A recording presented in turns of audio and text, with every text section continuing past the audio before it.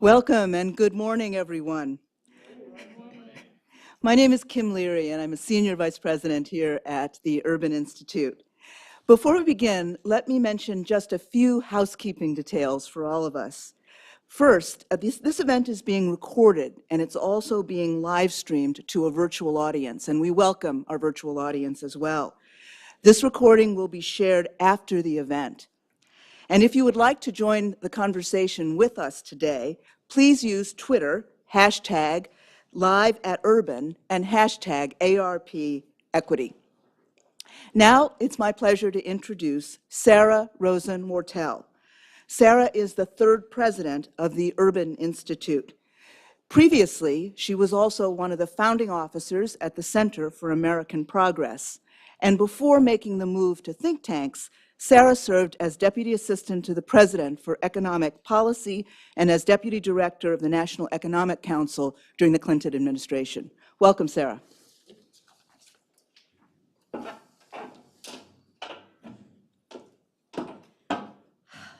I can't tell you how much I love being in a room with other people. It's so nice to see everyone here, and to our virtual audience, I join in the welcome.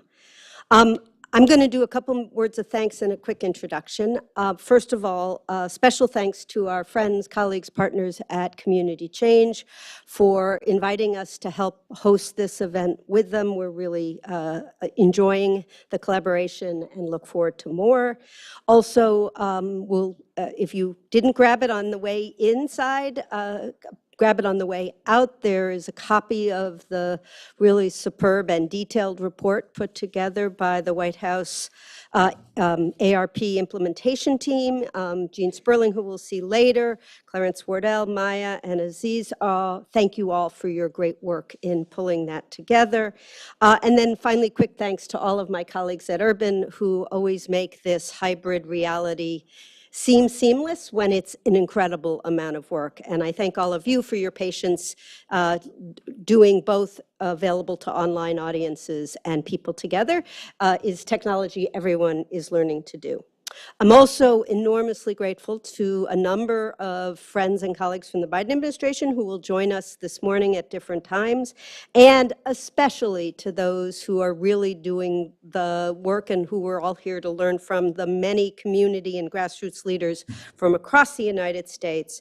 And together we're going to have conversations about how communities can work together to advance equity, taking advantage of the unprecedented public investments that we had. Our discussions today are going to be informed by that plan document that I referred to before, the Advancing Equity Through the American Rescue Plan, and for those online, I encourage you to pull it down off the website. We're going to talk about how communities have centered equity in their decision-making. We're going to learn strategies for ensuring that those with the deepest needs have a seat at the table when we decide how to use resources. And we're going to explore how we can continue to support the ARP Equity Learning Agenda, which is helping us take advantage of this moment so we figure out the best practices for the future through evaluation and rigorous research. I want to just spend 1 minute to recognize that the last 2 years have been a remarkable moment for many things, but for something in particular that means a lot to me. So often we hear people talk about problems as being intractable, somehow inherent, that we've spent years and somehow they're not better. And what we learned over the last 2 years was when we made an unprecedented investment, we also had unprecedented results. We literally were able to dramatically reduce the level of child poverty, and importantly, we were able to reduce the gaps between the experiences of poverty of Black and Hispanic children and white students. In other words, so many of these gaps that we see in our society were constructed, were created by choices we made, and when we make choices, we can close them. And that's what today's convening is about. It's about helping us understand how people are making choices to use these investments and the dollars that we have in community to make choices and to advocate for change that will close these gaps permanently. So I get to introduce Dorian Walker, our partner. He is co-president of Community Change.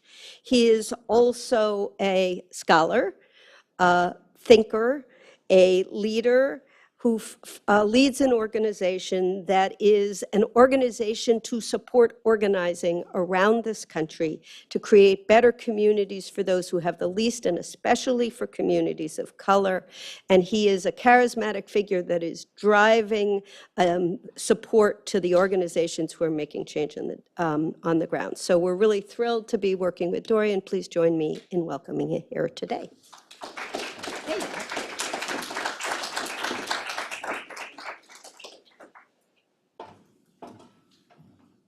Good morning. Thanks to Kim. Thank you for that warm introduction, Sarah, and thanks for your leadership here at the Urban Institute. And welcome to all of you here in person and on the live stream. And I'm super excited to kick us off today. And there are a lot of different ways I can begin a story to kick us off, but the story of how we get to the historic rescue package that we call the American Rescue Plan. And let me say it's historic because it's the largest, and especially in absolute terms at least, it's the largest recovery bill in American history. And it comes with a landmark intention and execution around equity, economic equity, gender equity, racial equity. So the way I tell this story begins with organizing. You won't be surprised to learn. In a galaxy not very far away and not very long ago, recessions, depressions, downturns, or as they were called in the 19th century, panics, were thought to be just a part of the economic cycle. They were like the weather in many ways. They just happened to people, and there was nothing to be done. There were no choices, Sarah, in the past. That only changed when the progressive movement transformed the whole idea of the government role and the lived experience of real people. And that movement culminated in the New Deal. But it took new movements and new organizing to make visible the structural inequities in our system. Inequities that have guaranteed that every economic shock is felt first and hardest by the people living most precariously. Those struggling hardest to make ends meet, people with the lowest incomes are often the first to lose their jobs, their homes, their futures, and of course, as we well know, Black and brown folks, women, immigrants are among those always hit hardest. So much so that you would almost think that that's kind of the way our system was intentionally designed. Who would have thought? But systems built by people can be changed by people. And that's at the core mission of Community Change. Founded in the aftermath of two 1968 assassinations, those of Senator Robert Kennedy and, of course, Dr. Martin Luther King Jr., our very charter belief is that only when we raise the voices and the power of people, the people most impacted by the policies, only when we do that will those policies be designed to address these deep systemic inequities. After Ronald Reagan's racialized attacks on the social safety net in the 80s, people and organizations began fighting back, organizing to support policy interventions that could reinvigorate and reimagine a safety net, could reimagine economic security, or in the words of our friend Gene Sperling, from whom we'll hear from soon, economic dignity for all Americans. And one of these fights, near and dear to my heart, is the child tax credit. First passed in 1997, the child tax credit was expanded in the American Rescue Plan and became a key mechanism fueling our recovery. And there's a bit more about the child tax credit. Under the American Rescue Plan, the child tax credit was temporarily redesigned to work better for our communities. The amount was increased. It was made monthly, which just a couple years ago was a radical idea. It was made monthly, and it was made fully refundable so that households that had previously earned too little could now access the child tax credit. And as we know, those of us in this room and on the live stream, winning passage is not enough. Winning passage is not enough. Organizers in communities around our country had to work hard to reach newly eligible families, many of whom had never filed taxes, to make them aware of the new benefits and help them file. And because of this advocacy and organizing and outreach, we were able to cut child poverty by 1/3. I'm going to repeat that. In the midst of one of the greatest economic crises of our time, we cut child poverty by 1/3, at least, in 6 months. Now, we just got some images yesterday of galaxies far, far away from the Hubble telescope. If we can do that, we can surely end poverty, and especially child poverty in America. And we showed last year that we could radically transform the conditions of poverty for especially poor children and poor Black and brown children in a short amount of time when we have the will to do so. We know we can do this.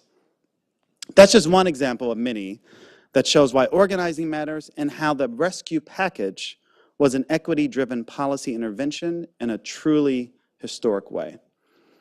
When I read the White House ARP equity report, I can't help but see the racial justice movements, including the movement for Black Lives, movements that have helped turn 2020, at least in major part, into a referendum on the previous president's racial divisiveness. I'm not going to mention him by name. The innumerable ways an equity lens was incorporated into the programs, into the policy design, speaks to how real people have intervened in the national conversation with their voices, their bodies, and yes, their votes. Okay, so that's not the end of the story, but that is the end of my time. And so I want to welcome you all and look forward to our time together. I want to thank the staff at the Urban Institute. I want to thank the staff at Community Change that have worked hours on end to pull this event off. I want to thank our friends at the White House as well. And I want to share with you a video that brings into the room just a few of the faces and voices of people around the country who were able to weather the pandemic because of the American Rescue Plan and because of the way it intentionally centered equity. Take a look.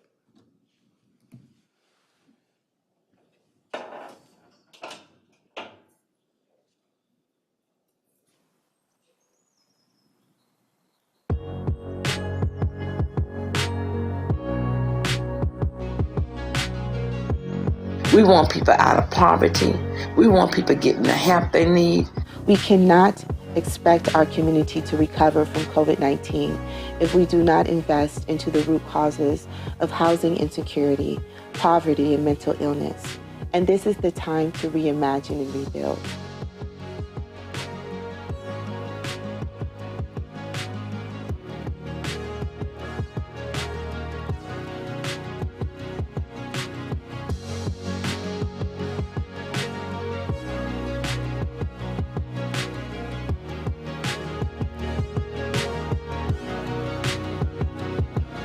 This is a reminder, y'all, of what is possible when we vote.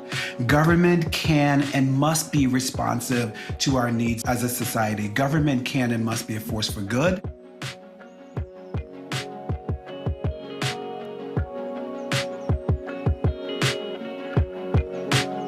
My movement family has been a lifeline for me because I was really struggling. West Virginia has a rental assistance grant. If I didn't have that grant right now, I wouldn't have any money in the bank. It's about giving me back that time and that energy and allowing me to see that I can be a better mom and be more present. And that's what we're talking about. Those things that we can help people with where they have no ability to control it. And that's health disparities, access to internet, access to food insecurities. Those are things we've got to focus on.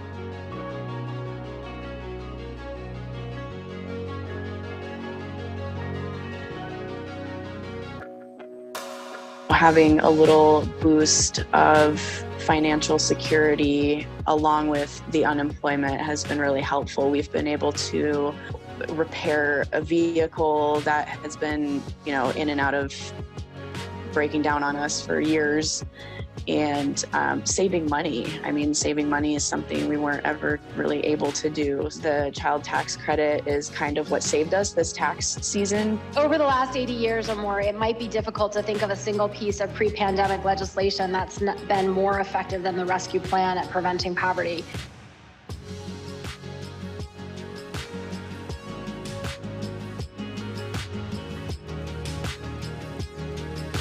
It's roaring back. And that is because people now are able and ready, and they are actually able to come in and command higher wages and better situations, more full-time work. It allowed us and a lot of others to get ahead for once. And if you guys hear this story and you don't feel touched by it, well, then go get somebody who will. Because we need this change. We need this change. My hope lies in organizing among, the sleeping giant, the poor and low wealth, people, white people, people of color. We're not going to get anything until we all come together and take our democracy back. That's where the power lies.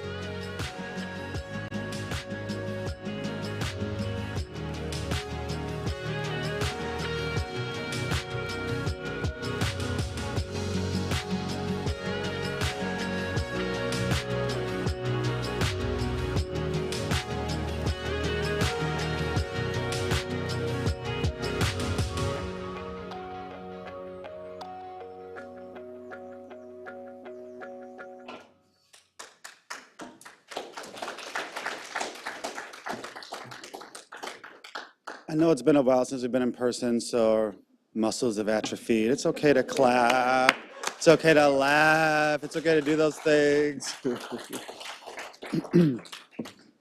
Before I introduce our next speaker, I actually have a little pop quiz. Tell me, for those of you in the room, raise your hands, if you or someone in your family was impacted by the American Rescue Plan. Raise your hand. For those in the live stream, that is about 98% in the room. So I'll tell you a quick story.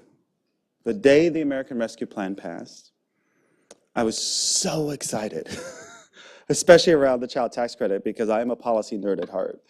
And I actually couldn't believe it, Sarah. I couldn't believe it, Reverend Starsky, that this thing actually was in the American Rescue Plan. And the first call I made was to my older brother in Chicago. Still lives in the house he grew up in on the South Side, has a 6-year-old kid that has had some challenges, including lead poisoning a couple of years ago. Both my brother and my sister-in-law had COVID long before the vaccinations. So they had a really hard 2020. And I called him up and I said, do you know about this thing called the child tax credit? No idea. No idea. It's like, you file taxes, right? Silence. Well, we're a little behind, a couple years behind in our taxes. Okay, I'm gonna help you out. I'm gonna guide you through this process because there is a lot of money sitting on the table for your son. And it's your money, and you have to get that money. And so through a very long process, I eventually had to hand them off to an actual tax expert, because I am not a tax expert. He got his child tax credit. And it was the difference, frankly, because just 2 months later, my sister-in-law lost her job. And it was really the difference between them falling into poverty, their already precarious position in the middle class, the lower middle class, but it made all the difference. School supplies, food, toys, all of those things. So this is very personal for me, what has happened the last couple of years. And I'm very proud of around all of our efforts around the child tax credit. And with that, I have a very special introduction for a very special guest. As you see on the screen soon, we'll have Senator Cory Booker joining us. And since 2013, Senator Booker has served in the Senate representing New Jersey families. Before serving in the Senate, Senator Booker was the mayor of Newark from 2006 until 2013. He still lives in Newark's Central Ward today. Senator Booker has dedicated his life to fighting for those who have been left out or left behind, to help them find their voices. He's been a long-time champion of the child tax credit, as I just talked about, a transformative policy that has been a lifeline for nearly 40 million families, including mine. And on a personal note, I just have to say I've seen Senator Booker in many different places. In 2016 in Reno, Nevada, on the campaign trail where I heard him give a rousing speech to indigenous folks. I met him, actually, he doesn't remember this. When I was a grad student in the late 90s, he came to New Haven when he was running for mayor the first time. And I've never forgotten that experience. He had no idea who I was. I was a young kid in grad school, and he spent 5 minutes talking with me. And I'll never forget the conversation we had about why he was running for mayor.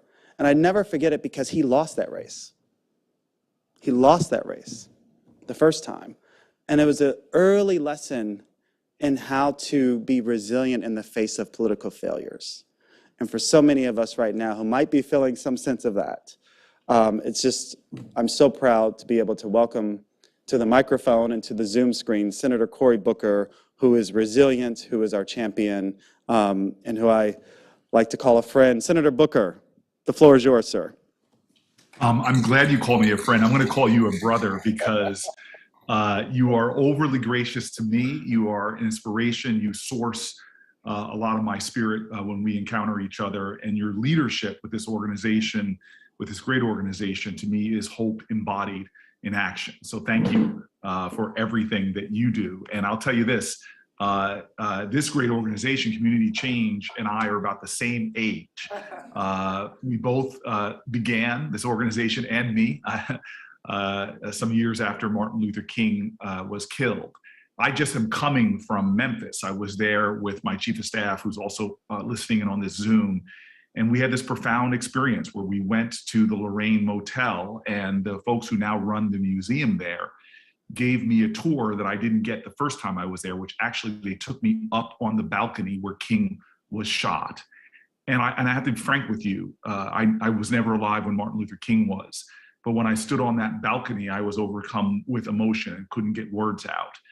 And I looked over the balcony, and there on the ground is a big stone. I would jog past it the next day and had to see the words and put my hand out there because the words are a challenge to all of us coming after the time of King. I think it's the challenge that this organization stands to meet, because on those the words on that stone where King was killed are the words of Joseph's brothers that they uttered before they grabbed Joseph with his coat of many colors and threw him in a well to die. And the words written there in Memphis, Tennessee, right now at the Lorraine Motel are, "Behold, here cometh the dreamer.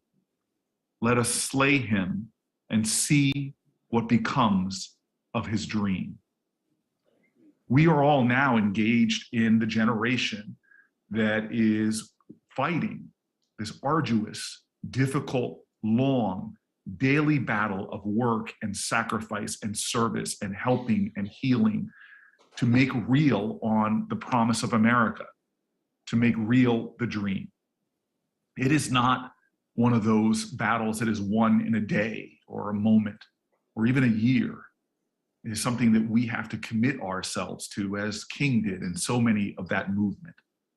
I'm really honored that we have gotten one of the biggest bills in American history done, the American Rescue Plan, when this nation was on its knees with a pandemic, with its death and destruction and suffering, with the strain and pain facing so many, from those in the medical profession, doing some of the most humble yet heroic jobs, to those who were essential workers but often were treated as if they were expendable, that we were able to put forth legislation that could help. The American Rescue Plan did things we should be proud of. Indeed, though, the work is not done. When there were miles-long food lines, it brought more stimulus checks to people who needed that money and those resources to feed their families. It provided so many millions of people in this country emergency rental assistance and eviction protections. It gave $120 billion to folks to help get schools open. It got $2.7 billion to HBCUs who were facing tremendous financial strain and crisis. I was so proud that we worked hard to make sure that there were protections for addressing maternal mortality, because we all know that this most wealthy nation on the planet Earth leads developed nations in maternal mortality. And for Black women in particular, their rates of maternal mortality are almost 4 times higher than women in the majority. It gave money, expanded money to make sure WIC and summer food programs were not restricted, but expanded. It helped to get millions of small businesses resources they needed to survive, directing money towards minority development institutions that were connecting to small businesses that did not have banks and banking institutions. It helped do something that I had fought for years and was finally getting done, which is to remove every lead pipe out of the ground in the United States of America. My city, Newark, New Jersey, now has completed that project, and I'm proud. And of course, as has already been mentioned, perhaps one of the proudest things I've been a part of in my career, it helped to get the child tax credit. And it was only a year, but that year has given us data and more moral urgency to make the child tax credit, the expanded child tax credit, the fully refundable child tax credit, permanent. It has shown that we know now that getting a refundable child tax credit to families across America actually does not in any way undermine a work ethic. It actually empowers women to go back to work, particularly. That a child tax credit helps to really address what is violence, that obscenity of child poverty, by lifting close to half of our children out of poverty. Scientists have already done the research now on the brain development for those children that were lifted out of poverty, and they see that it actually helped to heal brains or advance brains that now that don't have all that cortisol and stress pumping into them. The American Rescue Plan showed what we are capable of as a nation. It is a bill that should be celebrated, that it was there during a time of crisis, and I believe it shows the way for us, not just out of crisis, but towards a better future. I have no illusions about the challenges before us. I have no illusions about how much work there is still to do. As my friend and my brother said before I came on, I made a conscious decision 25 years ago to move into this incredible community where we do not confuse wealth with work, wealth with worth, wealth with wisdom. I live in a low-income neighborhood that is a community that has embraced me, but yet we know the challenges we still face. From gun violence to the challenges with poverty, to a criminal justice system run amok where the land of the free now holds 1 out of every 4 incarcerated people on the planet Earth. We still have work to do. But the American Rescue Plan shows that where there is work, there is return, that we do not struggle in vain. I want to close by saying to you the words of this great song sung by Sweet Honey in the Rock. It is a song named after Ella Baker called Ella's Song. And I sing it to myself or play it loud on some mornings when I need to get going, because I still believe in the dream.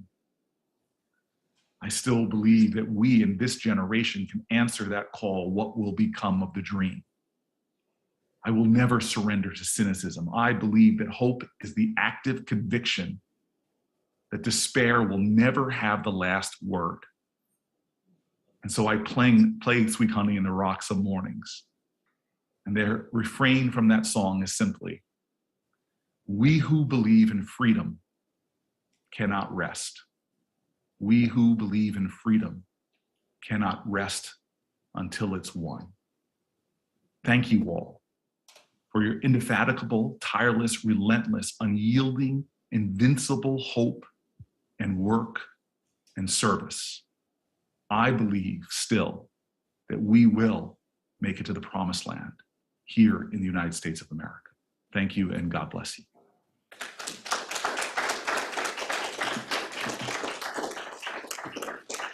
Thank you so much, Senator Booker. I never thought I would hear a sitting United States Senator bring in Ella's Song by Sweet Honey in the Rock into the Urban Institute, Sarah.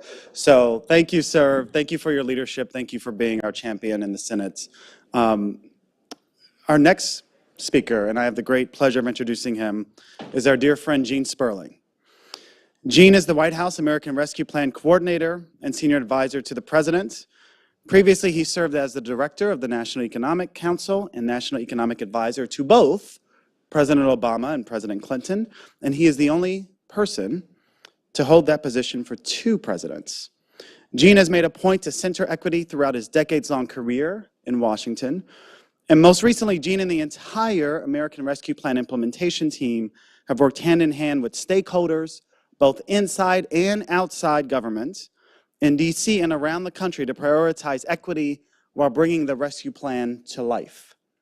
With Jean's leadership, the administration worked relentlessly to try to deliver benefits to those who are hardest to reach. That meant being responsive to people on the ground in real time, to build on what worked, to learn from what didn't. And I'll say, as a point of personal privilege, thank you, Jean, for allowing me to call you and argue with you and yell at you and cajole you.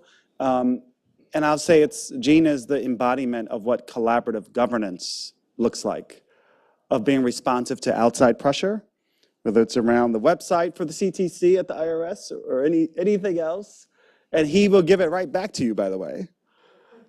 Because as you know Jean, or as you're about to hear from Jean, he has extraordinarily strong convictions, always backed up by the evidence. So with that, I know he's bi-coastal these days and is on a plane often back home to LA, but he is here Monday through Friday doing the work around equity. And with that, I would like to bring to the stage the great Jean Sperling.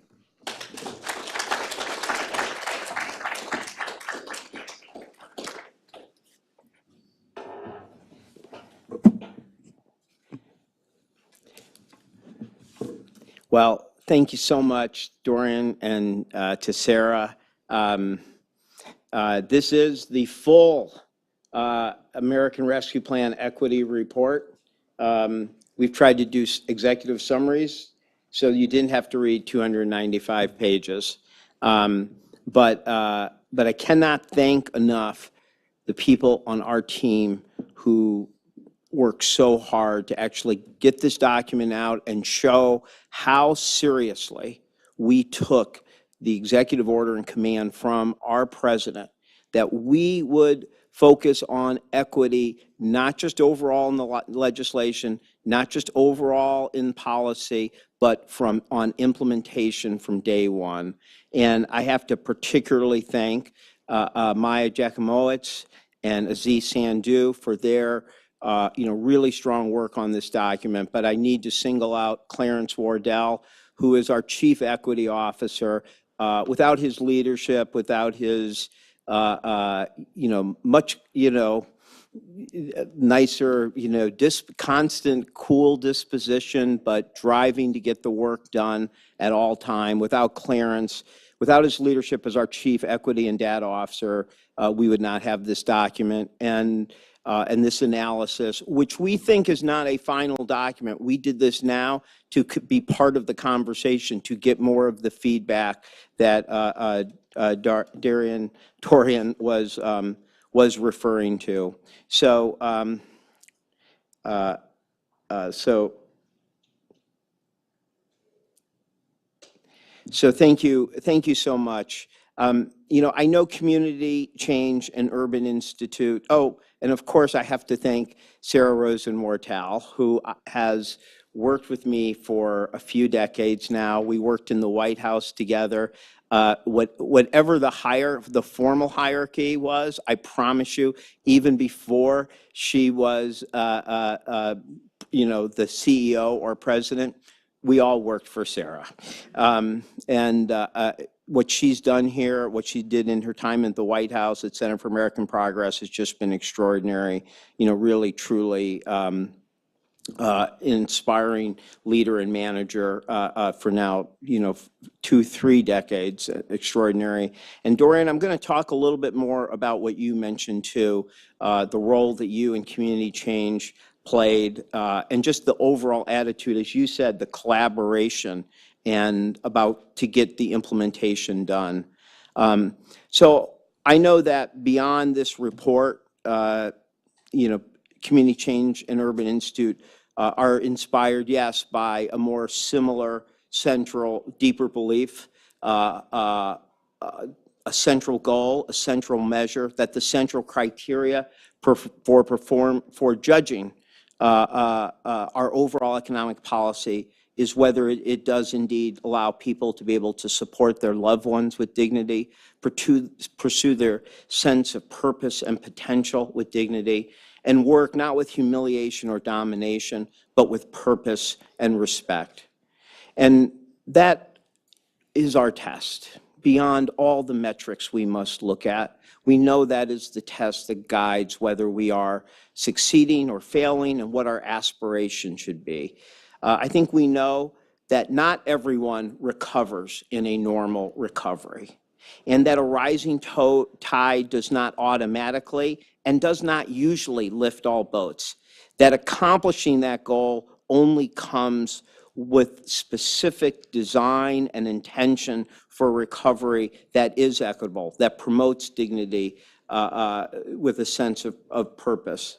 Now, I want to address today, with you being kind enough to give me a bit of opening time here, I wanted to address what I think is a really unfortunate cliche that I've heard a few times, which is the American Rescue Plan overlearned the lessons of the past, that we particularly overlearned the lessons of the Great Recession, where President Obama, despite enormous dedication, despite his best and repeated efforts, was not able to convince the Congress in 2011 and 2012 to give him the full resources he felt needed to have a truly equitable and strong recovery. And I want to suggest instead that the lessons learned were appropriate, were important, and that the American Rescue Plan experience confirms them. And then I'd like to offer what I think are a few lessons from the American Rescue Plan we should think about going forward. Now, I think this cliche all comes from the fact that we have global inflation right now. And so the cliche kind of, doesn't really start with analysis. It starts more with an assumption. The assumption is that the OECD, which covers 38 countries, has an average inflation rate right now of 9.6%, 6.4% core inflation.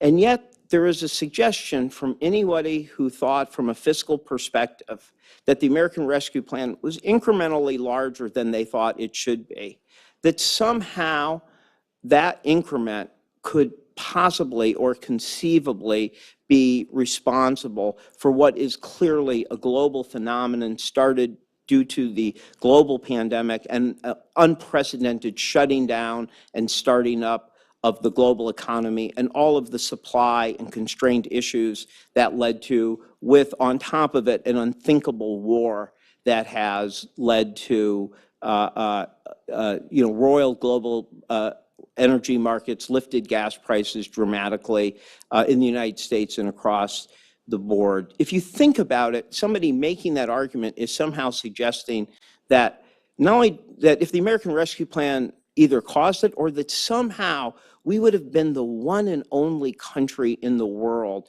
that would have escaped it had the size of the American Rescue Plan been what they thought was a little more modest. I don't think that holds up. There's a big part of me that would like to spend a lot of time walking back all of that. But I want to start with the idea that that is just an assumption that is not fed to me by the overwhelming serious analysis. And in fact, even when somebody suggests that core inflation might be higher by some increment in some parts of the world than is in the United States, that does not mean that increment where core inflation is higher here is caused by the American Rescue Plan, as opposed to 1.8 million less houses in the last 10 years, shift in behavioral impacts, as San Francisco Fed has shown over work at home, an unusual amount, the higher degree of inflation effect cars have in the United States versus other countries, the degree we shut down faster than other countries, that dynamism could work against you when you have to start back up. All of those things, all that analysis is skipped for those who simply want to, who simply think there was too strong of a fiscal response. So I'd like to actually walk through what are the lessons that were learned, and I'd like to really then question, were they wrongly learned or were they rightly learned? So here's one. Goes to the heart of our event here. You need a very strong fiscal response to tighten labor markets to ensure you are truly lifting all boats, including Black and Hispanic workers. After the Great Recession, and I know Heidi will come up and has some different formulations, but I'll just put it one way. After the Great Recession, it took 6 years, after the recession ended, 6 years for Black and Hispanic unemployment to return to their pre-crisis level. 6 years to make up for that damage, into 2015. Today, a little after 1 year after the American Rescue Plan is passed, Black unemployment and Hispanic unemployment have already come back to their pre-crisis levels, and in fact are even a little stronger. You know, Hispanic unemployment was 8.6% in January 2021. It is 4.3% now, one half. The difference between 1 year, a little over 1 year, and 6 years. Was that a lesson wrongly learned? That we want to make sure that we're lifting everybody up in the job market when we have a recovery? Two, to ensure that in a recovery, everybody does recover. We know from the analysis done by very serious economists dealing with both the 1982 recession, the Great Recession, that there is what they call, and this is one economic term where it's perfectly described, scarring. That after the recovery that you have long-term scarring that affects not only your earning, but your long-term emotional and mental well-being. That should be of great concern for us. Let's take two areas of potential lessons learned. For those of us who were there, and I came back as National Economic Advisor in 2011 and 2012, what you saw was that the lack of a strong enough recovery impulse was not pulling people out was not strengthening the labor market in a way that was going to reduce the scarring. So two areas, youth unemployment, long-term unemployment. On youth unemployment, after the 1982 recession, it reached 19%. It continued to average 17% in 83, and it stayed above 13% into 1986. After the Great Recession, youth unemployment was 17.3% still in 2011 and 16.2% in 2012. Stanford and Northwestern economists found on the earlier experience that in addition to the long-term earning effects, it had a significant effect on mortality, who was likely to marry, who was likely to have children. Berkeley's Jesse Rothstein found the persistence of elevated youth unemployment as a result of the Great Recession caused twice as large cumulative effects on that group, and wrote at the time that he warned that the COVID recession, which set a record for youth unemployment in April 2020, had a chance of permanently harming the prospects of the young people entering the workforce at this time. So what happened? What happened with the Great Recession? Instead of prolonged youth unemployment with the scarring effects, we had a record drop in youth unemployment, the largest drop. It went down instead of into the 17%, into the 7%. Was that a lesson wrongly learned? Let's look at long-term unemployment. We know that after there was serious long-term unemployment after the 1982 recession, and we lived through in 2014, 2015, 2016, and President Obama fought the continued long-term unemployment, that it stayed at 6 million for years, for a few years after the Great Recession. Do you know where it is now? It is 1/5 that level. It had a record drop. So if we looked at these recoveries and we said, even when the recovery gets back, there are people who never recover, who are permanently scarred. Long-term unemployment, the overwhelming number of studies show, and I find this a heartbreaking statistic, that long-term unemployment has about the same effect on your long-term well-being or worse than losing a spouse. It is as serious as anything that happens. So now we've had, instead of prolonged scarring, the largest drop in both, the least scarring maybe after a serious downturn. Was it a wrongly learned lesson to have a recovery that was designed to actually make sure everyone recovers? How about the fact that when you're coming out of deep recession, you can't predict the future? And you need to have an insurance policy that ensures that you actually can recover, not from what you see, but from the unexpected bumps in the road. When I became NEC director in 2011, I thought, man, I'm coming in at the perfect time. We were projecting 3.7% growth. It looked like the recovery was in good shape. Even though we had run out of our fiscal impulse, we thought, we're going to get through. And then literally, as I started, Arab Spring happened, not predictable. Gas prices go up. Then an unheard of meltdown, Fukushima meltdown, led to a global supply shock.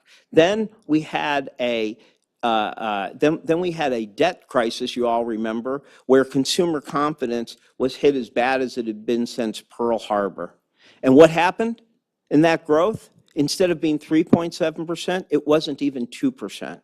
We did not have the insurance to help deal with the unexpected bumps in the road, and that is one of the reasons why you did not get the strength of an equitable recovery or a recovery with less scarring. So this time around, did we overlearn the lessons to make sure that you had a state and local program that could spend out over a few years, or that you could have a K through 12 program that could spend out for a few years? I don't think so. We've already, in just over a year, had Delta, Omicron, and truly an unthinkable war that we have not seen since the 1940s. And yet, with all of those three major hits, we just had 1 million jobs created in the last quarter. Now, I'll give you a statistic on the R word. Since 1980, there has never been a period of recession where where over 3 months jobs have averaged over 107,000. The last 3 months, they have averaged over 50,000. You've had 1 million jobs in 3 quarters. So was it a mistake this time, with an unprecedented downturn, unprecedented 20 million people on unemployment? Was it a mistake to put an insurance policy in there so that we could handle these bumps in the road, or at least be as well positioned as any country could be to make this transition to more balanced growth with lower prices? Finally, fourth example, and this one really hits me, and hit me in the heart when I was there. When you have a recovery plan, is your goal just to get up the growth and the employment measures, or should it make sure that you can deal with the after effects that are directly related to that recovery? Now, I'm proud of what we did and tried to do, and like how we saved the auto industry, but there were so many tiny suppliers that didn't get covered by the auto rescue. There was no capacity in state and local governments to deal with them. State and local governments contracted from growth virtually every quarter for 5 to 6 years. State and local governments laid off over 250,000 jobs in 2010 and 2011, they were starved. And so the after effects on small suppliers and businesses who were innocent casualties of the Great Recession, there was little to be done with them. For the communities that had major foreclosures where they needed major economic development, state and local governments were starved. And so this time around, there was a strong state and local government program. People won't remember this, but at the time it was passed, revenue growth for states was only projected to be 3 to 4%. The American Rescue Plan surged growth, surged revenues, and has given people now the capacity to deal with after effects like learning loss, like mental health issues for children, like homelessness, like the need to get people back in the workforce, racial health disparities that have been exacerbated. These are aftershocks of the Great Recession, where this time we not only are making sure our state and local governments and superintendents have the fiscal health to not be a negative factor on growth, but they also have the capacity to deal with the human aftershocks of this pandemic. Was that a mistake? I do not think so. So I think people should think very differently, and I think it would be a terrible lesson to think that we overlearn those lessons, because they were all things that we lived through, that I personally lived through as National Economic Advisor in 2011 and 2012 and 2013. And I think Joe Biden and the Congress got right this time. Now, what are some lessons that I do think we should take from this? One is I think we showed some very powerful things on the implementation side that we could do. Now, you know, when I got this job, there were several things that kept me up at night.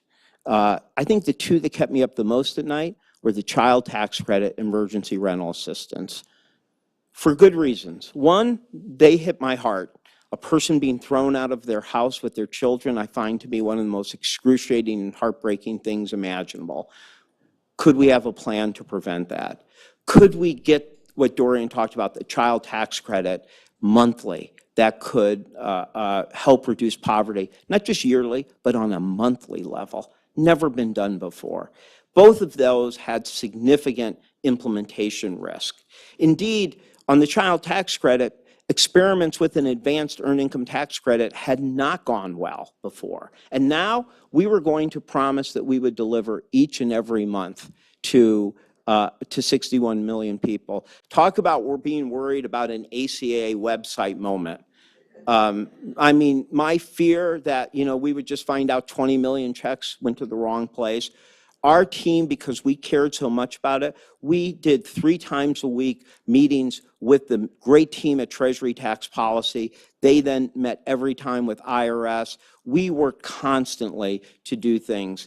And as a result of that focus and effort, we showed that you could not only get 61 million kids a check monthly, we showed you could do 90% of it direct deposit, and we did something we didn't even get asked by Dorian and the other people to do, which was we did it on the exact same day every month, on the 15th, so that people could count on it. Now, I'm not going to mince words. I'm heartbroken. I'm heartbroken that we don't have the monthly child tax credit going right now.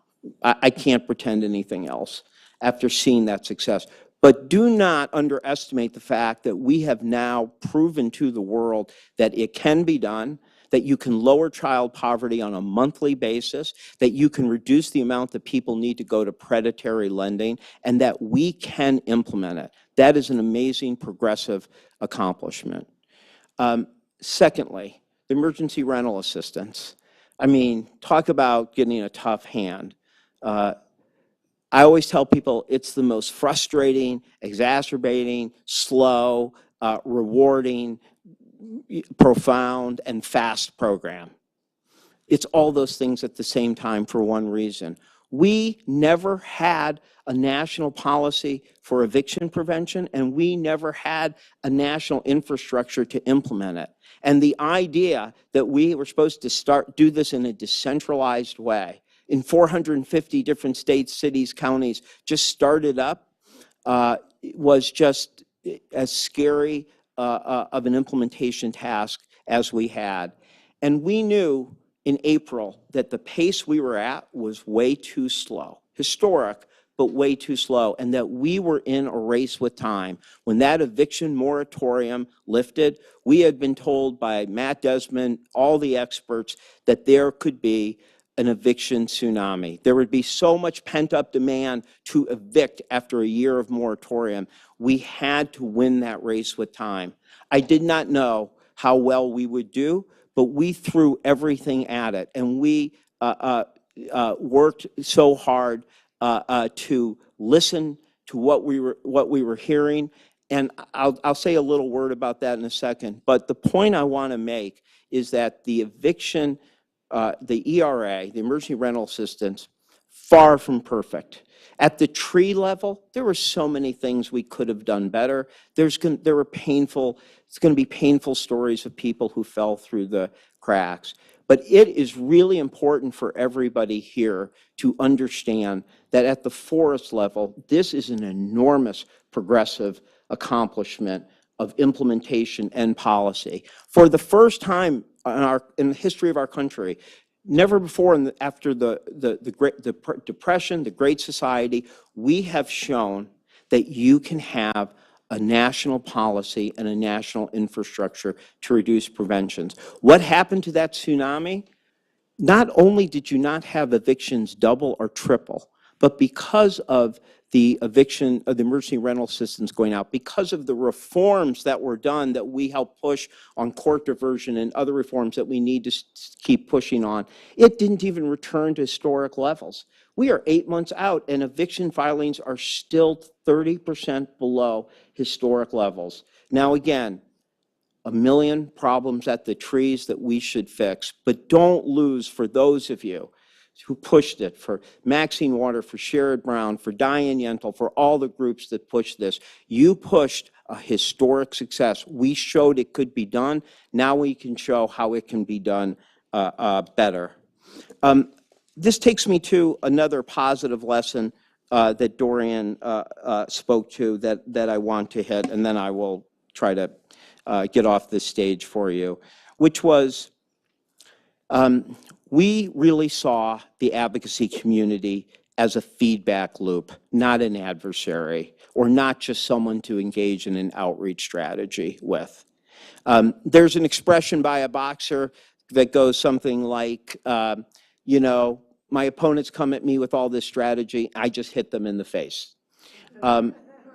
You know, we spend all this time on evidence and random controlled experiment, and then you get an implementation job in the middle of the pandemic where you've got to put things up in 3 or 4 months, and life just hits you in the face. You don't have time for anything but to get the best information possible. It is much more like in a war. You can't get perfect information, you get the best information. And what we did was we listened constantly. And Dorian said, yes, it's exactly right. People pushed, they advocated, and we listened. And we didn't agree all the time. I mean, we got the first ever non-filer child tax credit up, and Dorian and Adam Rubin and everybody said, yeah, great job. That was amazing. By the way, now that you got it up, it kind of isn't very good. It's not in Spanish. It's not mobile friendly. And they were right. And instead of being defensive, we listened. We worked with Code for America. We responded. We were on the phone constantly with Diane Yentl and the people she put together. We called people on the ground. We called the people running the programs. We did every single thing we could to get the information we could. And I would encourage anybody in this job to, instead of thinking, again, of the advocacy and nonprofit community as either an adversary or a target of your outreach strategy, understand this is the most important feedback loop you have. We talk constantly with the housing advocates. We do a weekly call that Dorian and Adam Rubin and others helped arrange. Weekly call every single week with the child tax credit community. UNIDOS has organized a weekly call we do with the advocacy community in Puerto Rico on the child tax credit. And it's the most important information. So it's not outreach, it's success and survival. Just real quickly, I think other lessons we have to learn from here is you've got to make sure you have equity at the application stage. We learned that with the PPP, where the previous administration wanted to get funds out quickly. Well, you know what the best way to do that? Make sure people who have concierge service at major banks can get funds out. What did that do to Black and Hispanic and small businesses? They didn't just get pushed to the back of the line. They got pushed out the door, outside the parking lot. We reformed that. We did that from day one on our small businesses applications. I'm so proud of the Commerce Department that when they have 60 programs chosen for the regional, the Build Back Better regional development, 15 of 60 for indigenous communities. That only happens with outreach and ensuring people have equal capacity to apply. Here's a good rule. You should probably start with a view that first come, first serve programs where there's a limited resources are not a good idea. You know, can you imagine if first come, first serve was how Stanford chose undergrads? Think about what it would be. Who would get it? The most sophisticated people. There'd be whole coaches on how to apply 1 point, a tenth of a second faster than someone else. It's not the right way that we should deal with the applications. And then related to that, we have to focus on both first mile and last mile strategies when we are doing programs. And if I would say something in the future, be for a separate set aside for it. It's just too hard. People don't do it as much. There should be a separate pot. For emergency rental assistance, there should have been an amount that was just for navigators, counselors. Courts that are essential to do this had no idea how to access the funds. We're going to blow through all $46 billion in the 2 years. This program is working. It's successful. I still would have rather had $2 billion go specifically to navigators, to court reform, to diversion reform. So when we're thinking of child tax credit, when you're thinking of things that are new and emergency and for a low-income community that might not be as sophisticated digitally, et cetera, think about that as an essential part of what we do. So anyways, I've gone too long, and if you didn't shut me up, I'd go longer. But I want to be very clear. I think the lessons learned from the Great Recession were smart lessons to learn from. I think the American Rescue Plan learned well from them, and that from an equitable view, from an economic view, our country benefits.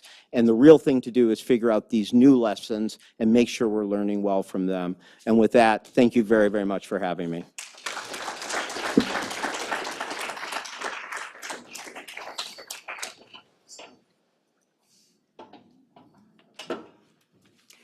Thank you, Jean. And thank you, Dorian. Thank you, Sarah. And thank you, Senator Booker. You know, we've just heard powerful voices telling us about what happens when urgent problems meet community organized leadership, when they meet the possibilities of innovation driven by government, and when they meet the powerful narratives that say, we are a nation that wants more. And now we're going to have more of that as we move into our first panels.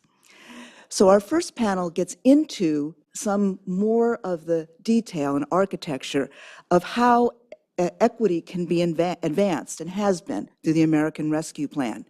And this conversation will focus on how equity has been advanced and its impact in key areas such as housing, health, education, and childcare.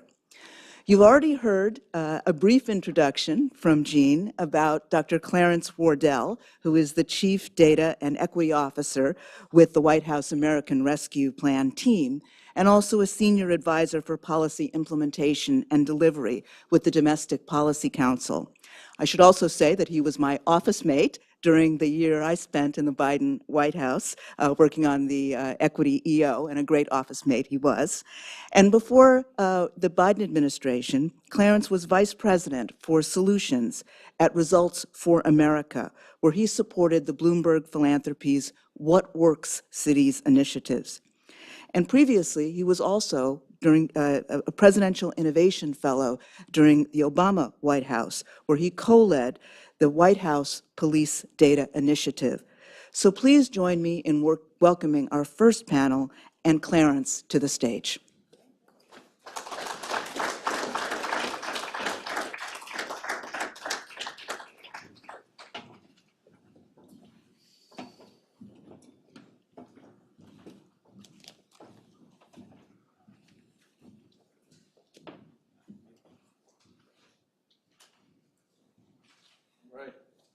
folks hear me? Good morning. Thanks for being here with us, Kim. Thank you for that great introduction. Just want to return. Kim was also excellent office mate. Could not have asked for a better office mate. Excited to be with you all here today for this conversation. And I think, as you know, this is the first of 3 panels today.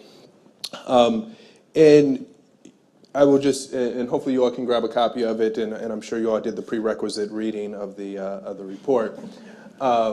But you'll note just in the panels today, they kind of parallel how the report is laid out. And so as you heard from Jean, and we'll hear from this first panel, really a deep dive into some of the staggering, I would say, economic statistics and what the American Rescue Plan at a pretty macro level has been able to do for families and communities. And then you'll hear kind of more in the second panel as in the report, where we do 32 case studies on program implementation, right? And so just get into the weeds a little bit more of what this work looked like, both inside the administration, but quite frankly, and as Dorian talked about, and Jean and others, with a lot of the partners in this room, and many of the folks who are not in this room, who have been strong partners of the administration from early on in helping us, and really kind of a first ever very intentional effort to try to operationalize equity in the implementation of a major piece of legislation. And so, President Biden issued his executive order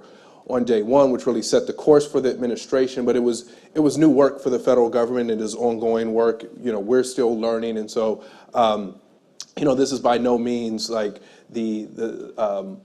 us being finished with the work. And I think, as Jean noted today, we hope for this to be an ongoing conversation where we're still continuing to learn from one another, those in this room, and those who are joining us on the live stream today. And then the last panel also ends, and I don't have a copy of it, but as the appendix of the report, we have a ARP Equity Learning Agenda, which both builds on the equity work and dovetails with a lot of the evidence-based policy work that the administration, along with the Evidence Act, is supporting as well. And we believe that evidence building is kind of a core pillar of advancing equity. And so that you'll hear those kind of 3 themes today across the panels.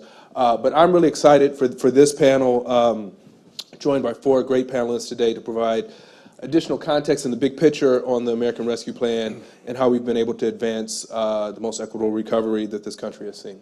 And so first off, I would like to start to my immediate left and introduce Heidi Sherholtz. Heidi is the president of the Economic Policy Institute in Washington, D.C. Prior to joining EPI, she was the chief economist at the U.S. Department of Labor during the Obama administration. Throughout her career, Heidi has provided policymakers and economic commentators with research and analysis on labor market dynamics, labor and employment policy, and the effects of economic policies on low and middle income families. She is regularly called upon to testify in Congress, and her research and commentary has been cited in almost every major news outlet and media outlet that you could imagine. After receiving her PhD in economics from the University of Michigan, go Blue, she was an assistant professor of economics at the University of Toronto in Toronto, Ontario. She also has an MS in statistics from Iowa State University and a BA in math from Grinnell College in Iowa. Welcome, Heidi. Thank you. Yeah. And so I just want to ask you to maybe kick us off and frame for a little bit, kind of picking up on where Jean left off. Just frame a little bit more from the macro perspective. What are you seeing in terms of the speed of the recovery, jobs numbers across different demographics? In the report, we talk about ARP as the most equitable recovery on record, and you make the case that the speed of the recovery is quite critical to that. So can you say just a little bit more about that and maybe touch on the issue of the day, inflation?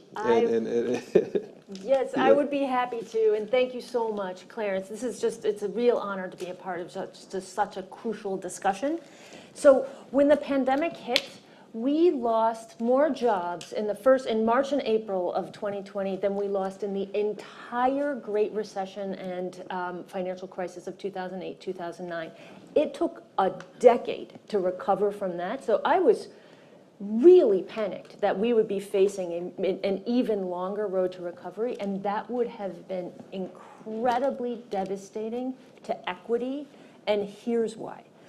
Due to the wide-ranging impacts of structural racism on labor market outcomes, one of the most persistent facts about our labor market is that the Black unemployment rate is typically twice the white unemployment rate. So for example, during the Great Recession, the white unemployment rate peaked at just over 9%. The black unemployment rate peaked at nearly 17%. You see similar dynamics with Latinx workers and for workers with lower levels of education credentials. Basically, when the overall unemployment rate goes up, the unemployment rate for marginalized groups goes up much, much more. So in other words, recessions and particularly, and I'm going to talk about this in a second, weak recoveries really increase inequality. And the longer it drags out, the worse it is. So for individuals, long-term unemployment means you're going to lose your savings, potentially your house, potentially your sense of self-worth, even your health. It has serious negative consequences for children. For workers who keep their jobs, weak recovery means they're seeing slower wage growth. For new entrants to the labor market, for young people trying to launch their careers, entering during a weak labor market has lasting negative effects. So basically, the years between a recession and when the unemployment rate, when we finally get to actual tight labor markets, those intervening years churn out inequality. That is what they do. So strengthening the labor market as quickly as possible is absolutely crucial to mitigating the inequality increasing effects of weak recoveries. And this time around, that is exactly what happened. So we lost 22 million jobs in March and April of 2020, aided by the CARES Act. The first 12 million jobs actually came back pretty easily in the following 6 months, basically as businesses that had closed during the lockdown reopened. But job growth slowed every month from August to November 2020, and we actually lost jobs in December 2020. So not only had progress stalled, we were actually going backwards. But unlike in the Great Recession, when at a similar point in the recovery, policymakers maddeningly turned towards austerity, this time around, additional fiscal support was passed in December 2020, and then the incredibly important American Rescue Plan was passed in March of 2021, and since then, the pace of job growth has been spectacular, with 9.5 million jobs added over the last 18 months. It's just incredibly strong and sustained growth, more than 500,000 jobs added every single month on average for a year and a half. It's like nothing we've ever seen before. And it is an unbelievable accomplishment for equity. Today, the black unemployment rate is 5.8%. That is still way too high. But without the ARP, it would have been substantially higher. And Jean noted a slightly different measure on this, but they both tell the same general story. So I'm just going to go with what I have. From the start of the Great Recession, it took 11.5 years for the black unemployment rate to get down to 5.8%. This time around, it took 2.4 years. The difference is extraordinary. That dynamic also holds for Latinx workers. From the start of the Great Recession, it took over 11 years for Latinx unemployment to get down to where it has already reached today. The magnitude of the opportunities not lost, the scarring that didn't happen, the inequities that didn't increase, are because of ARP, are just staggering. In terms of the scope of suffering avoided and the opportunities created, the ARP has to be one of the most important policies for advancing equity that has been passed in this country in recent decades. Full stop. But I won't stop there, because I do want to actually bring up the thing that to just talk a little bit, to sort of double down on some of the things that Jean said about the issue that always gets raised when we talk about ARP, what's going on with inflation. So namely, okay, the ARP had all these great effects, but what were the trade-offs? Did this spur the spike in inflation that we are seeing, which is causing real hardship, particularly among disadvantaged groups? So that's the question that we're facing. The weight of the evidence points to the ARP having very little effect on inflation.